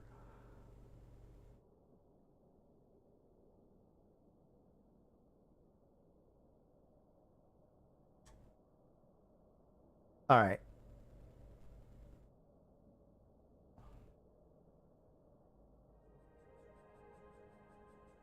Honor tanking guide. I've been trying to like record my stuff more when offline, like not streaming, so that way I can get like PvP footage and stuff and make those sorts of videos. I may try to work on those more during the spring break. Yeah, manually moving your ship. I think that's actually a big one. I was just thinking about that today or earlier. I think it was earlier today. What do you think the timeline is going to be like? Is this event 3 months? Oh, like, is this event 3 months? I think this event is at least going to be 2 months. Probably not a full 3. So the clue, if you want to call one, is that these boosters expire June 13th. And usually they expire a little bit after it happens. So March, April, May, June. So it could go up to probably June 1st, you know, like end of May maybe. How can you make bookmarks into arbitrary locations in space and system? I did do that. Wait. J. Koopa. I'm sorry. What? Does that work?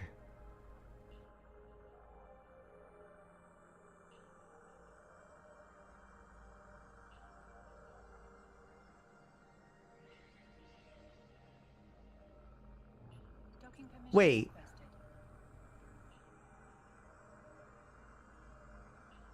Oh, okay. I don't think it does. I don't think it does. You almost... I would be so upset if I was learning that right now. After all of the bookmarks I've made. No, I do have a... I have a video called Sharing Bookmarks for Fun and Profit. Or sharing... Yeah. Let's see.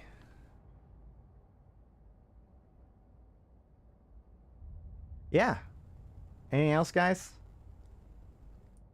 Before I take off. Like I said, spring break is coming. Whatever. Filament thing still works. Been making some safes 20 AU from anything in my Abyssal system. The filament thing still works. I have no idea what the filament thing is.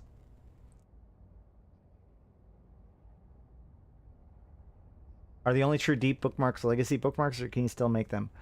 I think that, ironically, like, because of a bug that CCP did that caused there to be spawns, like event sites that spawned hundreds of AUs away, they took all bookmarks past a certain range and pulled them in. So while there are still deep bookmarks, they're not as deep as were any deep bookmarks that were too deep are now pulled in.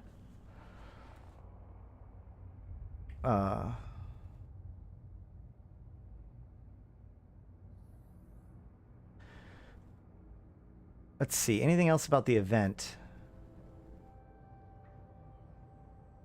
Talked about the salvage sites, combat sites, computers. Nope. Is 20 AU from everything still considered deep? I think that's the max. Maybe? Alright, well, if that's it, I'm not going to burn everybody else's time. No.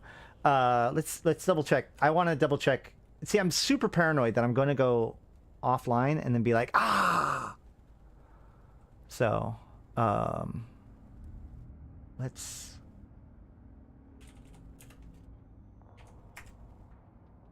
I just want to double check, make sure there's no new Eden news.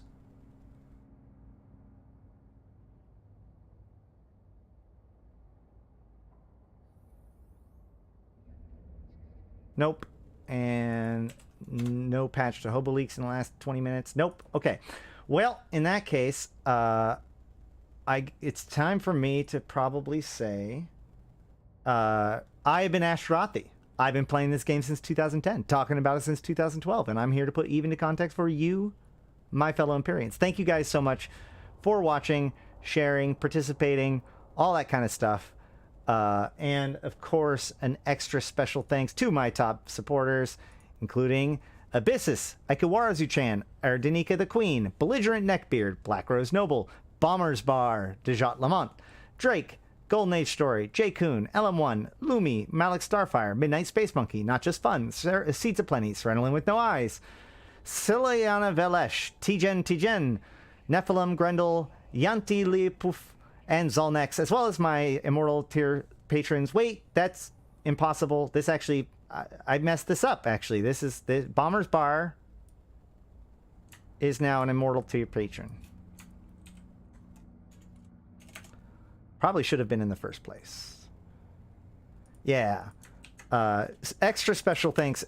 Yeah, so Bombers Bar, Ebo Elite, May, Merc Utan, and Rid, my Immortal tier patrons, and very much so to Bombers Bar in particular, who pointed out that so the Patreon doesn't give you access to the videos, so you had to switch over to membership. But I didn't have the same tier structure. So he had to give me more, which, I mean, you know, thank you. But at the same time, just to remind everybody, I made that $1 tier so that way you could like lower your pledge by $1 or whatever in order to get the videos or whatever, in order to get the early videos. I wanted to make it as accessible as possible. But I do appreciate every excuse that you guys can make to give me more money because, you know, I like paying bills. That's neat. All right. Well, I think that about wraps it up. So until next time, which I have no idea when it'll be, I'll see you in space. And I'll probably be suspect.